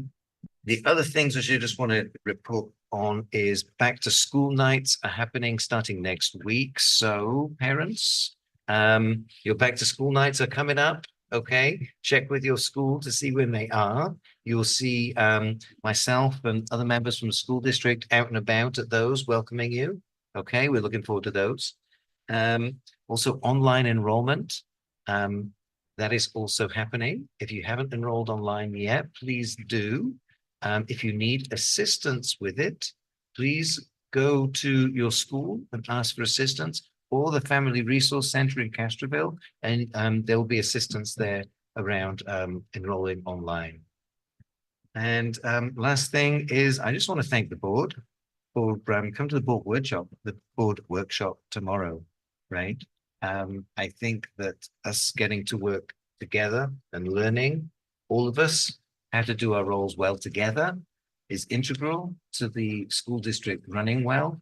And I think that this is leadership, right? Leadership is saying, yes, we are going to learn how to do and work well together, the board governance and the superintendent. It doesn't happen on its own, right?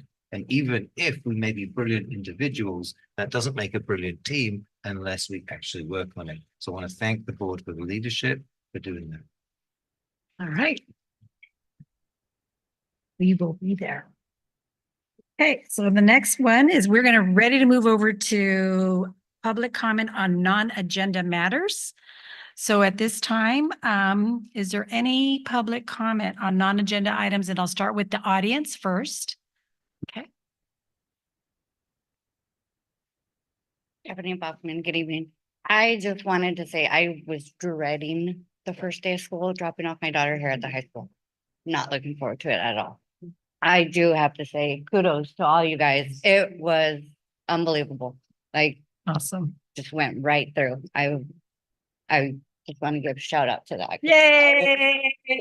I want to do it, but Thank you for sharing. I will pass that on to our high school team. Thank you. All right. So seeing that there's none, is there any on Zoom? You can raise your hand if you'd like to speak on non-agenda matter items only. We do. If you want to speak on an item on the agenda, please wait until that item is called. But unless this is something on non-agenda items, we'd love to hear from you. Seeing that there's none. Then we shall move over to adoption of the consent. Do I have a motion to adopt the consent agenda? Move to adopt the consent agenda. A second. Okay, there's a motion, there's a second, all in favor? Aye. Motion carried, and there's also a vote from our students. All right, thank you. Now, the next one, we'll move over to our discussion item, which is to approve proposed meeting change from September 12th to September 10th due to the conflicting territory transfer meeting. Yes, so we've been contacted by the State Board of Education in Sacramento that there will be a hearing for the territory transfer between ourselves, our school district and the Lagunita School District on either the 11th or the 12th of September. Now, we won't know the exact agenda until 10 days before. However, typically these things are done on the second day, which would be the 12th. Okay, this meeting is in person in Sacramento, and we cannot guarantee that we would actually be back in time for our meeting here. And so hence, this is a request to move the board meeting from the 12th of September, which is a Thursday, traditional start, our board meeting days, to the 10th, which is a Tuesday. Okay. So is there a motion? Any questions first? Any questions or comments from anyone from the public, from on Zoom? Okay, seeing that there's none, then do I have a motion on the floor? I move to change our meeting from the 10th to the 12th. Adriana moves. I'll second. Aye. All in favor? Aye. Motion carried. All right. Next one is the approval for the 2024 contract, 25 contract for Gym Enterprises and Company to provide supplemental instructional services in ELA and math. Val is trying to tell me something now. Val? Okay. Preferential vote for changing the meeting. Thank you, Val. I'm gonna have to get used to that. She said aye. She says aye. Okay. Yeah, Julie, you'll have to speak up nice and loud for us, okay? All right. You're on. So first of all, good evening again, board and committee. I'd like to introduce the folks going to be doing this presentation. Jose Yanez, our special program coordinator who supports migrant adult education and am I saying it? Okay. And I actually want to take a moment to give special flowers to Aida Ramirez. In about a month, she will be completing 37 years of service to this community. She is tireless. She has served this community really well with all of her heart. So I think it's important to say that. So yes, she's here to talk about an item to support our migrant youth, which is dear to her heart. She's also taking care of supporting Central Bay, supporting independent study. These are some of our most vulnerable students in the entire school district. And she serves like without fail. So I just want to give her the flowers that she deserves. Yeah. I don't want to interrupt your board report, but she was my third grade teacher. How can that be? She's so. She looks like your sister. Well, thank you for that. That was unexpected. I appreciate you all. Thank you.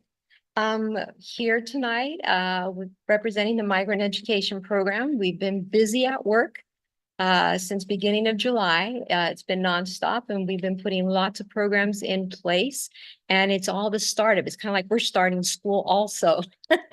So tonight, we're going to talk about a big aspect of one of the services that we offer, which is the language arts and the math academies that we offer. Year-long program. We also offer a summer intercession. But that program is a very big part of the migrant services to students. And we wanted to increase the level of services that the students are receiving, and also make sure we're addressing lots of programmatic pieces, because there's lots of accountability in a migrant program, as it's a federal categorical program. And so as a team, we decided that what we're going to propose to you tonight was a really good, efficient way to address the large requirement that we have with one aspect of the program. And to explain the services is Jose Yanes, our coordinator, who's been working tirelessly also to make sure that we have everything together to make this all possible. Bless you. Bless you. Thank you, Ida. Good evening. As you all know, during our presentation last school year, we mentioned that with migrant education in our DSA, it is explained and it is stated that migrant students need to complete 30 hours of either ELA and math during the regular school year.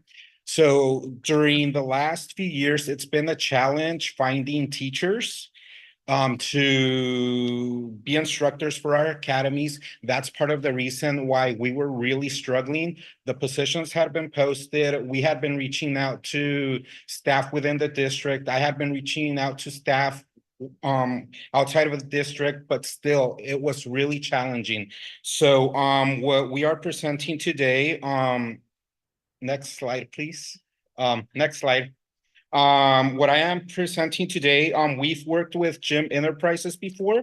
So we last year towards April, I would say, we actually contracted them and they took care of our ELA academies at 2 of our sites. So pretty much what they do is everything that our regular teachers would be doing if the staff was available. So they pretty much use assessments to assess our students. They find where they are lacking in order to further support them. There's customized instruction, engaging lessons, and this is offered for both ELA and math. If you would like to play the video, click on the link. There's a video that explains a little bit about what they do.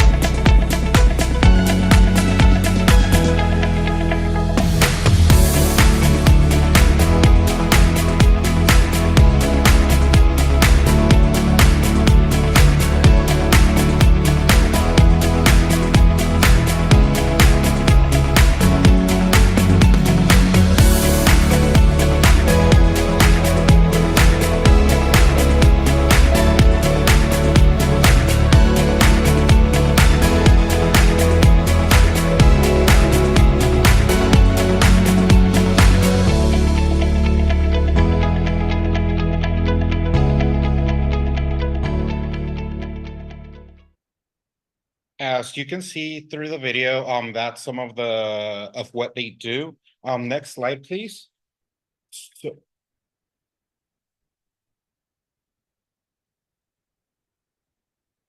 So these are the services that they would be providing us. They would be providing the curriculum, the program supplies, the student recruitment, which basically we would provide them with the lists of migrant students and they would do the recruitment.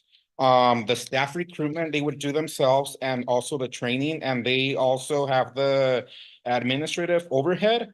Also, the on-site services, they would be hiring qualified staff, obviously, which they would be training. So it would be a para instructor, but they would also have a certificated teacher.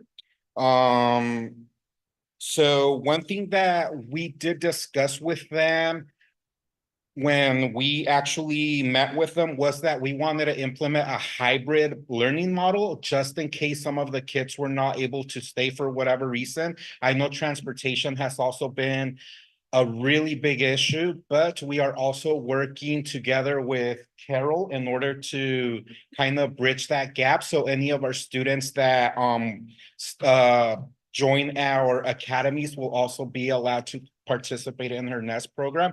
That way it gives parents a little bit of extra time for them to pick them up, and we'll get more participants. So for the region, there are a certain number of deliverables that we have to give them as proof. So obviously we have to give them the results of the pre and the post assessments. We have to provide attendance showing how many hours they've completed. We have to provide the lesson plans, and then we also have to provide the attendance, lesson plan, student work samples, which is something that's really important. So we have to provide, not for every student, but we just have to show them about 4 per group, which is doable. Next slide, please. So I wanted to show how successful they've been. I know they've worked with over 50 school districts. A lot of those districts, if you see the list here, have been within the Monterey County. They have over 2,500 instructional staff members. They've served over 35,000 students. And they also have a parent program. So they've also served about 8,000 or more parents. Plus, they've been serving communities for over 18 years, which is really great. Next slide, please. So for the 24-25 school year, we were allocated $597,174 as a whole for migrant ed. This includes all of the regular school services. That includes salaries, benefits. It also includes summer. It includes school readiness as well. So I also added what gym enterprises would cost, which would be for the fall, the spring, and we've also included something for the winter intersession and during spring break. So it would cost a total of $115,668, which would allow us to serve 18 students per site, only the elementaries, because what we've noticed that this does not work very well with the secondary. So for the secondary, we will go and hire teachers. Next slide, please. Yes, please. The budget to cover the cost, this service comes out of what they call regular school year, which is one of the services that migrant program provides. What we did is just use the same money within the same category that was going to pay for the service anyway.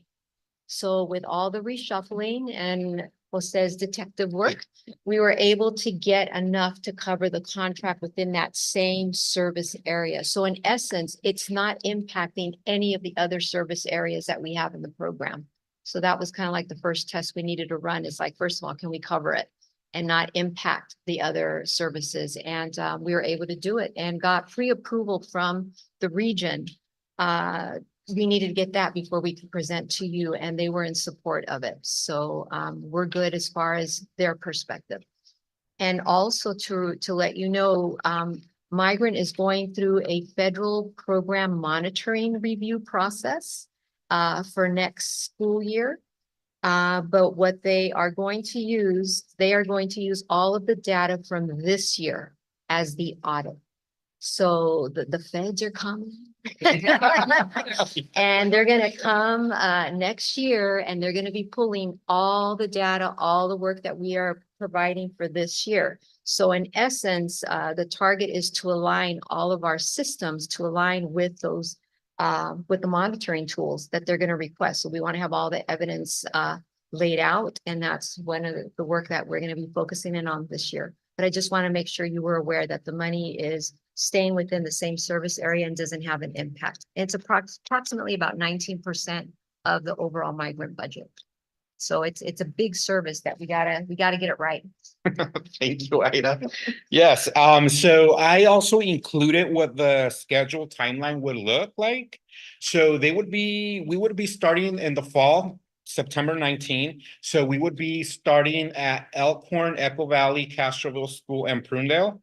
And they would be getting about an hour and a half per day for a total of 20 sessions. So the students would have more than enough time to complete the 30 hours that are required. If, for whatever reason, any student does not complete them, they will have the winner in their session to finish those hours. And 30 hours are very important, because if we don't reach the 30-hour mark, then the services will not come. It would be as if we didn't. So it's high stakes and important that we have to make sure that the 30-hour threshold is met for all students in both language arts and in math. So that's a big reason also why we want to go this route. Is that 30 hours each or total? Each 30 hours, one student has to have 30 hours instruction for language arts and another 30 hours. Thank you. So out of our MSIN, that's the system that we use to track our migrant students. We are able to generate a report which gives us a list of the students that are below standard, and those are the ones that we have to target first. If we exhaust that list and and we don't get the 18 students per site, then we go ahead and invite the rest of the migrant students. Next slide, please. Any questions? Oh. Wake up, Martha. Okay, any questions from the public, the audience? No? How about anybody on Zoom? My mind was thinking about the question I was going to ask. So do you guys have any questions? I have some questions. First, I want to say thank you. Thank you for looking in how can we be proactive instead of reactive, right? And so I really want to congratulate you for that, because this shows that we are planning and we're not just at the end trying to figure out how to support our students, which it should be the other way around. I do have a question of the 2023-2024. How many students completed their 30 hours? 23-24, we had, I want to say 102, I believe, that completed hours. And then just for the summer alone, we served 137 students. And then out of how many students did you have total? Migrant students in the district currently, I believe we have 297, if I'm not mistaken. Awesome. So I just want to make sure that like you're keeping an eye on at that, right? That each, like you said, like if there are 28 hours, all the work that was put for those students is not going to count. So I want to emphasize that should be our target, making sure that those 30 hours, not only because we want our work to be counted, but because of the impact for that student. As a migrant student, I was a migrant student all my K through 12. And so I know firsthand the impact that it causes when you are provided the hours, when you are provided the resources, when you are given everything. So I really want to thank you for working and making sure that we're ahead, not catching up. Thank you. Well, that was the questions on the number of students, so she answered that. And then thank you again for you guys. This was very clear, very creative thinking, right? From the challenges that you guys had, because you shared in the beginning of the presentation, it's been hard to find the staff to meet your guys' goals. So with that being said, did you have 2 positions open or? Currently, we will be hiring one for the middle school. We'll have we need an ELA teacher and one for the high school.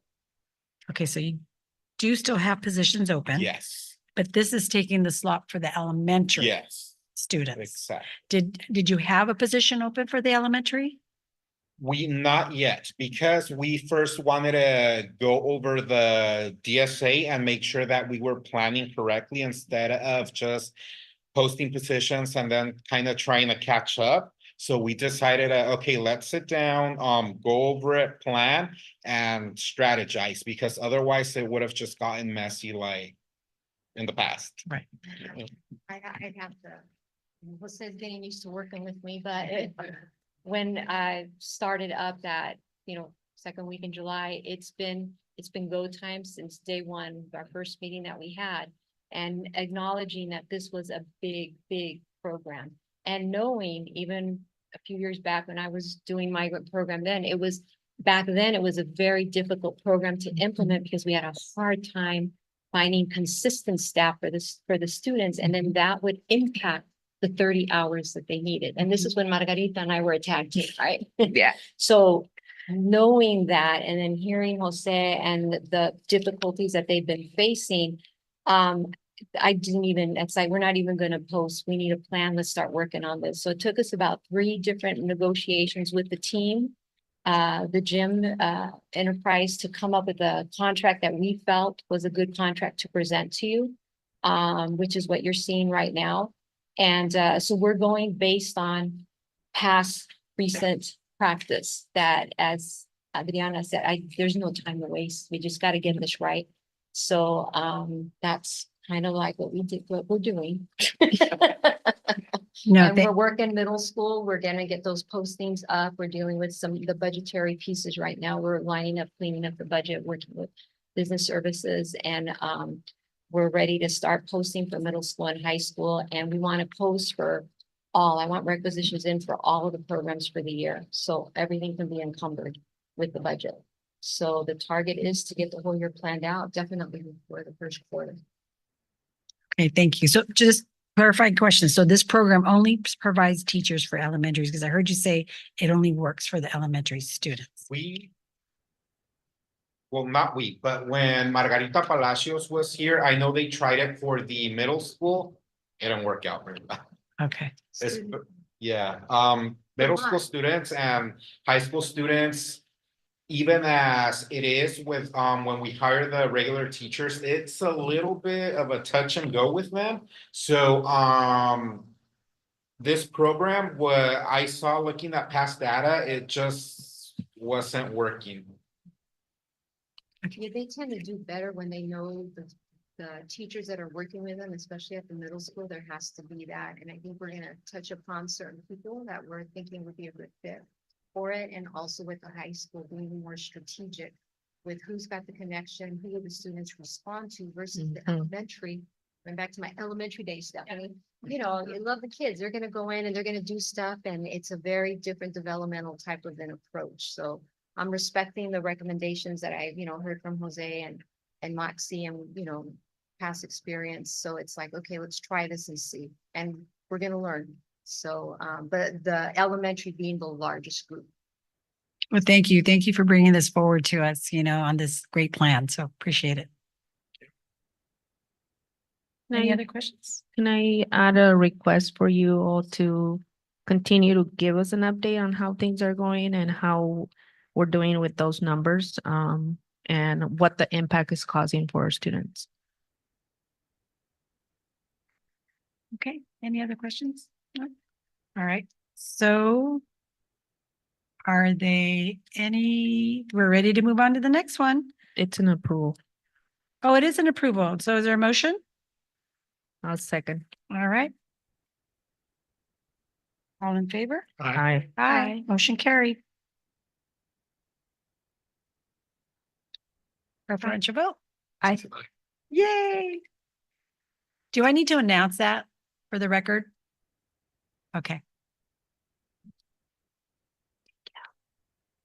All right, next item is the contract between North Monterey County Unified School District and the Youth Cinema Project. I did have a question for the board, for how frequently would you like the updates on the migrant program? Just so we can be on top of that. Quarterly? Quarterly, And up next, I'm gonna introduce our unless you're falling behind. Okay, quarterly. Next, I'm gonna bring up our Director of Expanded Learning Opportunity Programs, Carol Ortiz. So please come up to the stage. And I think as you heard, we're connecting programs, migrant, after school program, community schools, doing as much as we can to connect the dots. And up next, a couple of proposals for you. Good evening, President Chavarria, board members, Superintendent Turkey, and members of the community.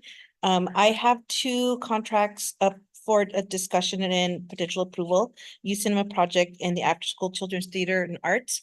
I put together a brief presentation with some general information regarding STEAM opportunities that are available in our after-school programs. A couple of contracts that you approved in consent and some that are upcoming in the future. I wanted to just review this presentation with you all.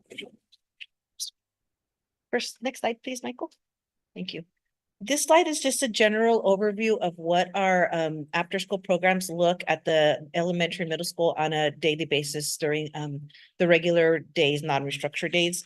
We have students and staff arriving at the school at 6 a.m.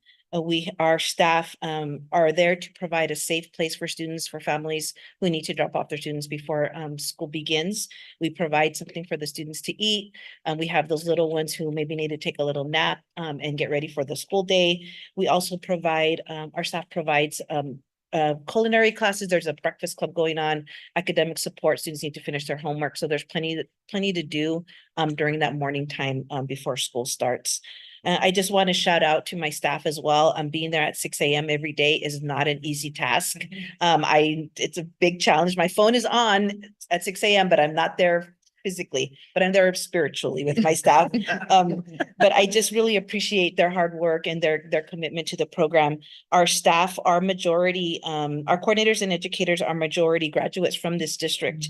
And I'm very proud of them and the work they're doing to support students. And actually, Jeremy Perez, who is our expanded learning supervisor, has been part of a collaborative with our Region 5 staff and our school districts and community colleges in the area, Cabrillo and Hartnell, on developing a teacher pathway specifically for after school staff, because they are practicing teachers and we want to encourage them and support them to move into that vocation. So we're very excited to be part of that, the beginning levels of that conversation. So I just wanted to advocate and shout out my staff for all of their hard work. On the list, you can see that in the afternoon, we provide time for them to take a little break between after school, regular day dismissal and after school.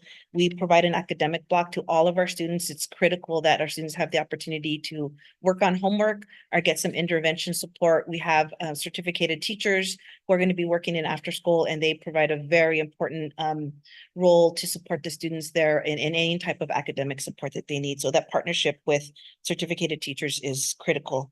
We in the enrichment block, we provide the enrichment time with our community partners, as you can see in the contracts that are forthcoming.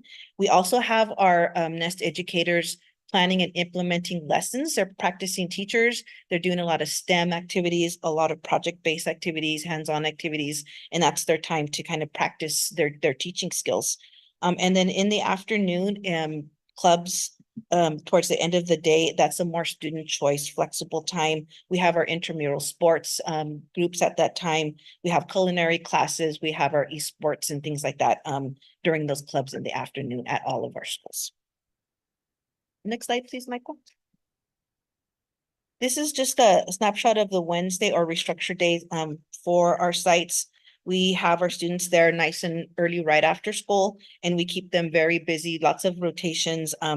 Again, enrichment in academic is super important, and we want to make sure that students are getting access to all of the activities that are afforded to them through these contracts. And we are this year asking families to keep their students in program as much as possible, because we have lots of opportunities for them to participate in sports, music, art, and we don't want students missing out. It's already there, so we want them to be part of our program as long as possible. So we want parents to leave their kids at school. And next slide, please, Michael. So this is just a little overview of what STEAM is like in after-school programs. Out-of-school time has historically been a perfect opportunity for students to engage in STEAM, where it's more of a collaborative, explorative time for them. There's not as much pressure as what a formal classroom setting would be. Very informal, very engaging. The staff are very much testing out their teaching skills with different lessons, very excited about hands-on projects and the resources that we can provide to our staff and our students. Makes it a much flexible time for after school. So we really try to take advantage of that and provide a wide range of STEAM activities in after school. Next slide, please. These next couple of slides are just examples of a couple of the contracts that are forthcoming. The After School Children's Theater, we started working with them in the fall of 2023. They were referred to us by Echo Valley School. They previously had worked with them as part of their arts integration grant. The families and students have been very pleased with the program. It's a full service theater experience, the props, the music, the lights, the headphones. It's just an amazing opportunity that students don't really get a lot of exposure to theater arts at this age specifically. This organization is one of the few in this local area that provides specifically theater just to after school programs. One of my favorite pictures is that one at the bottom right where you can see the parents with their phones up. I just love that because all the parents are recording their students singing and dancing, right? And that's going to be an experience that they will save and cherish as the students grow. So I just love that picture. I'm seeing everybody with their phone, right? But the theater has been wonderful. And this semester we will have them at Elkhorn and at Castroville. Next slide, please, Michael. Youth Cinema Project. I'm pleased to share that we will be doing Youth Cinema Project again in this school district.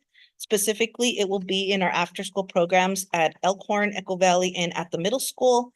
It's a very structured class that will be offered 90 minutes twice a week at all 3 sites. They have professional staff who will come in and provide very quality, high-level curriculum to our students. Again, this is a whole year program. This contract that is before you is for the whole school year. And we have, we already do have the equipment that had been purchased previously, so we will not be needing to do that purchase as part of the contract. And I want to say something else about that, but I think that's it. Yeah, that's all. And just to emphasize, the 3 sites were chosen based on conversations with staff and previous experience, sites who have had exposure to the program in the past. And we specifically wanted to do the middle school because elementary students were in Youth Cinema last year. So just wanted to kind of continue that program with those middle school students. That's it. Thank you. Next slide, please, Michael. This slide just shows some other additional STEM opportunities that we will be providing after school. Again, you did just in consent approve a couple of the MOUs or contracts, and some are forthcoming. The Youth Orchestra Salinas, we started with them in spring of 2024. They will be continuing at Castroville. And we started our partnership with the Monterey County Fab Lab as well in the spring. They partnered with us in summer as well at the middle school. They did robotics, and we hope to do robotics and broadcasting with them again. we are in the works of developing those contracts, and those will be coming to you at future meetings. With regards to YOSAL specifically and the Fab Lab and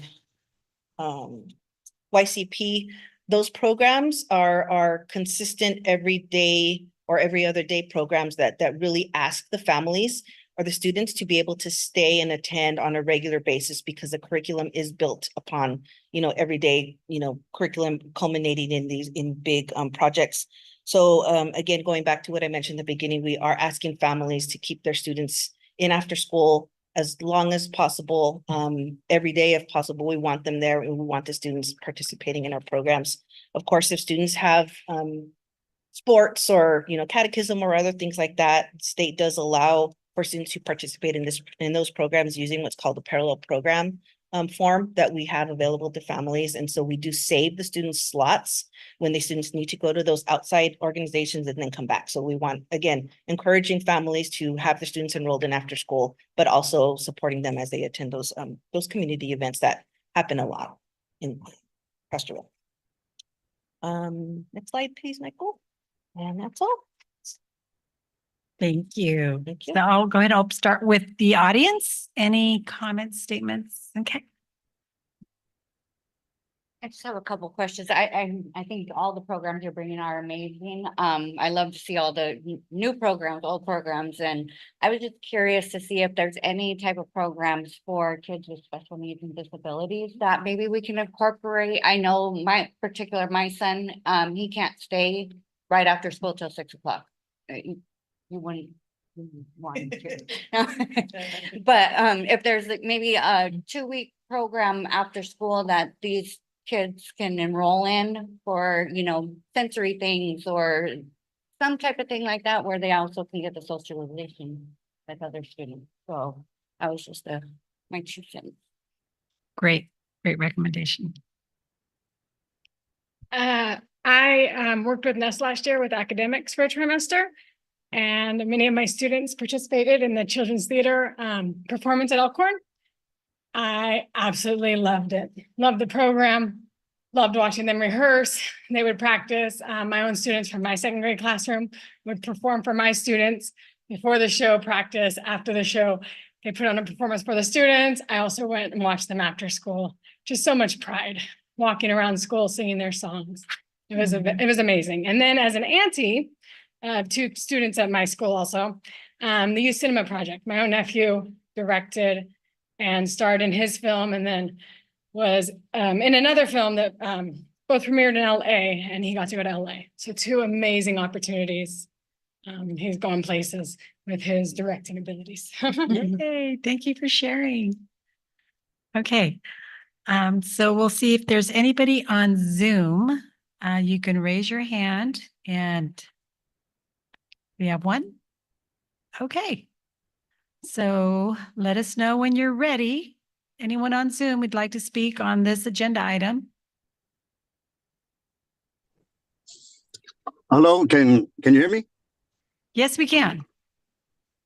My name is Francisco Padilla. I'm the English learner specialist at Castroville Elementary School. I was when I was working at the middle school, I seen it from the peripheral, how the YCP project, how involved they were and how the students really got engaged with it. But once my son got involved with it, I was able to get immersed in the whole situation. And this is a program that I think should be a constant in our district, because it exposes a lot of our students to things that they're exposed to us. And not only the flash and glamour of movie making, but I mean, from my understanding, the beginning part is just writing a script, and just going through the whole writing process, I think is in scale.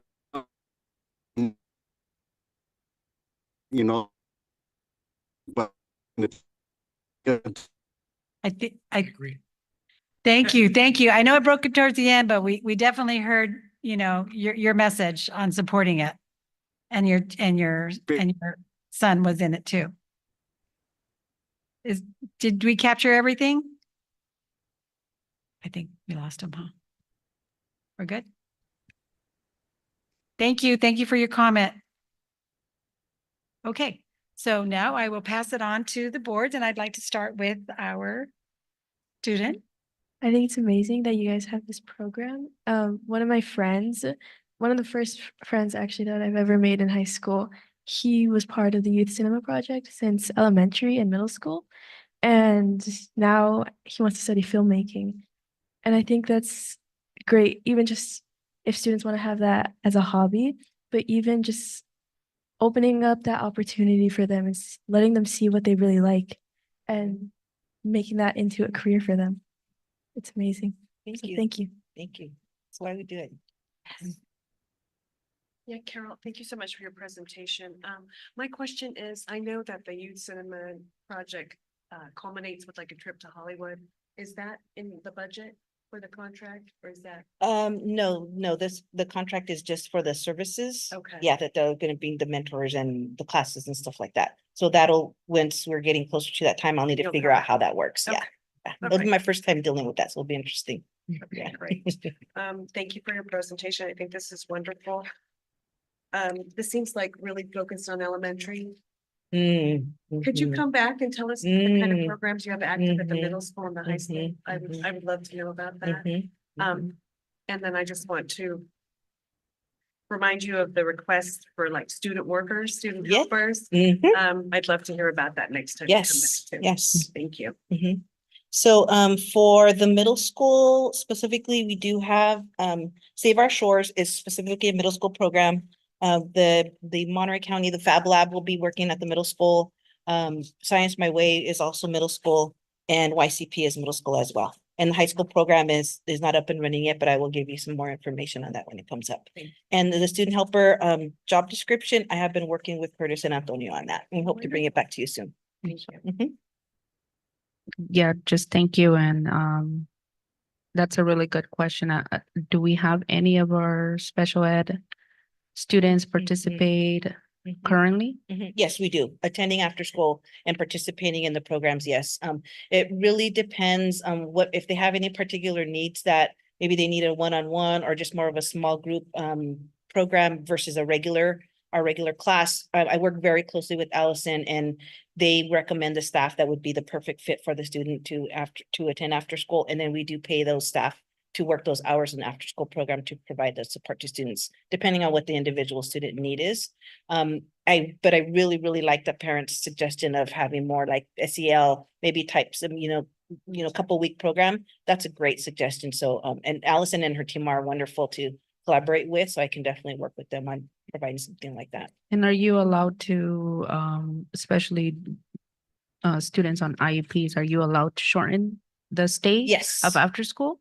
After school usually is not written into a student's IEP, but we're super flexible in terms of what the specific student need are, whether or not they have a IEP. Honestly, like if we need to adjust the times for whatever reason, we're super flexible on that. Awesome. That's great. Thank you. Well, I'm really excited, and thank you so much for your presentation and working with, the teams that to get the YCP program back and finding a creative way to bring it. So I really appreciate that, because I've seen the successes too with the students. Back, was it 5 years ago, we piloted it with Echo Valley first, just to see how it would work with Mr. Costello. And when the kids came, each one of the kids came to talk at the end of the year, show us the film that they created. And I'll never forget about those tomatoes and things. Do you remember, Sarah? So awesome.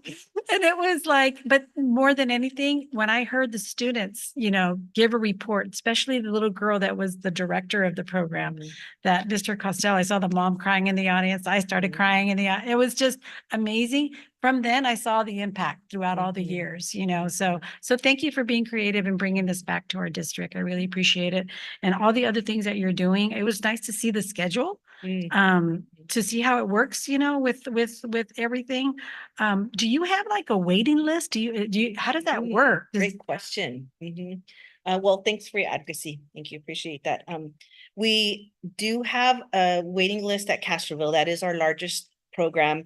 We have about, right now, currently enrolled, maybe about 160, 180 students in after school. Oh, wow. And yeah, it's a big program. And we have, I would say, off the top of my head, maybe 50, 60 students on the wait list there. Oh, wow. That's the biggest wait list. Prunedale, I think, has a second biggest wait list with about 25 students. Middle school does not have a wait list. Echo Valley has maybe about 10 students. Elkhorn probably about the same. So the big push is for us to get that staffing for Castroville so we can enroll more students. That's from what I've understood, it's been kind of the thing here for years of the high wait list at Castroville. So it's an issue of staffing, that we can hire enough staff to bring those kids on board, and then space, make sure that we have enough space, to utilize classrooms and whatnot. So that's a high priority. Okay, thank you. Is that something you guys deal with every year, with the Mhm. waiting list, really? Yes, So there's yes. times where then you tell parents, sorry, we're not able to accommodate. Castroville mostly. I would say last year, probably after the first, I don't know, semester at the most, we didn't have any waiting lists anywhere except for Castroville, and that's continuous. So Castroville so always is it has a first wait come, list. first serve, or how does it work? It is. And families who are already enrolled in program, they don't necessarily have priority enrollment, but they know to turn in their applications like immediately, because it's every year the application needs to be turned in. So they know, they're kind of more informed in terms of when the applications are going out, when it needs to come in, what's the timeline look like, and that kind of thing. But it is first come, first served. Okay, thank you. Mhm. Any other question? Being on the board, I finally learned what your department was about, little by little. Mhm. I had no idea how much stuff you guys provide for our students. I want to say thank you for your hard work. I'm hoping this year, I like to joke around just by listening to the cheese man out there. I'm hoping that you don't get pulled in different directions, because I know we put a lot on your plate last school year. And as I learned how big your program is, I'm hoping the district, lets you get to work within your own department. Mhm. Because like I said, I was shocked how much great stuff you brought. I mean, you saved the kids, sixth grade science camp. You did a lot of great stuff, and I'm looking forward to growing where we can provide opportunities for our high school kids. Because yes, I say that in a good way, like all the great opportunities you provided them in elementary school. I hate for them to, grow out of it and like, hey, what happened to all the stuff that I used to? So I'm hoping we keep moving forward to, choose services or stuff open for them too. So thank you for all your hard work on, like I said, what your department does. Thank you. I Yes, appreciate thank that acknowledgement. And I just want to acknowledge Ida. She's stepped up to the migrant program and has done a fantastic job so far. So I appreciate her leadership with that as well. And that has given me the opportunity to kind of focus, like you're saying, on kind of what I need to structure and grow in the after school programs. And I'm glad you brought up the issue of the high school program. We're really looking at restructuring or our communication with having our secondary, saying we have a secondary program so that middle school and high school kind of aligned, and how do we get those middle school students ready to do things at the high school and get them prepared. And as Ida mentioned and Jose mentioned, the secondary students we just have to do things a little bit different for them. So that's a really important piece for us to remember. So I'm glad you brought it up. All right, thank you so much. So it looks like these both items you already presented, right? That we need to approve. So, was there anything else you needed to talk about the cyber acts? Okay, so it looks like we can do like a double approval, okay? So do I have a motion to approve the contract with the Children's Theater and Art and the Youth Cinemas Project? And that's it. That's it. I move to approve the contract with Youth Cinema and Children's Theater. And please thank your staff. Thank your department. Thank you. Okay, is there a second? I'll second. All right, all in favor? Aye. Motion carried. What's that? Original vote. And the preferential vote. Aye. Yay! Thank you. I think I'm gonna do that first now moving forward. Look straight at you. All right, looks like next item is board request. Do we have any board requests that Matt needs to jot down? No? Are we good? All right, look at no more. Okay, so we are gonna be going back to closed session. We got a couple of items that we still need to finish. So I am 8:38. We are going back to closed session. Thank you, everybody, for being here.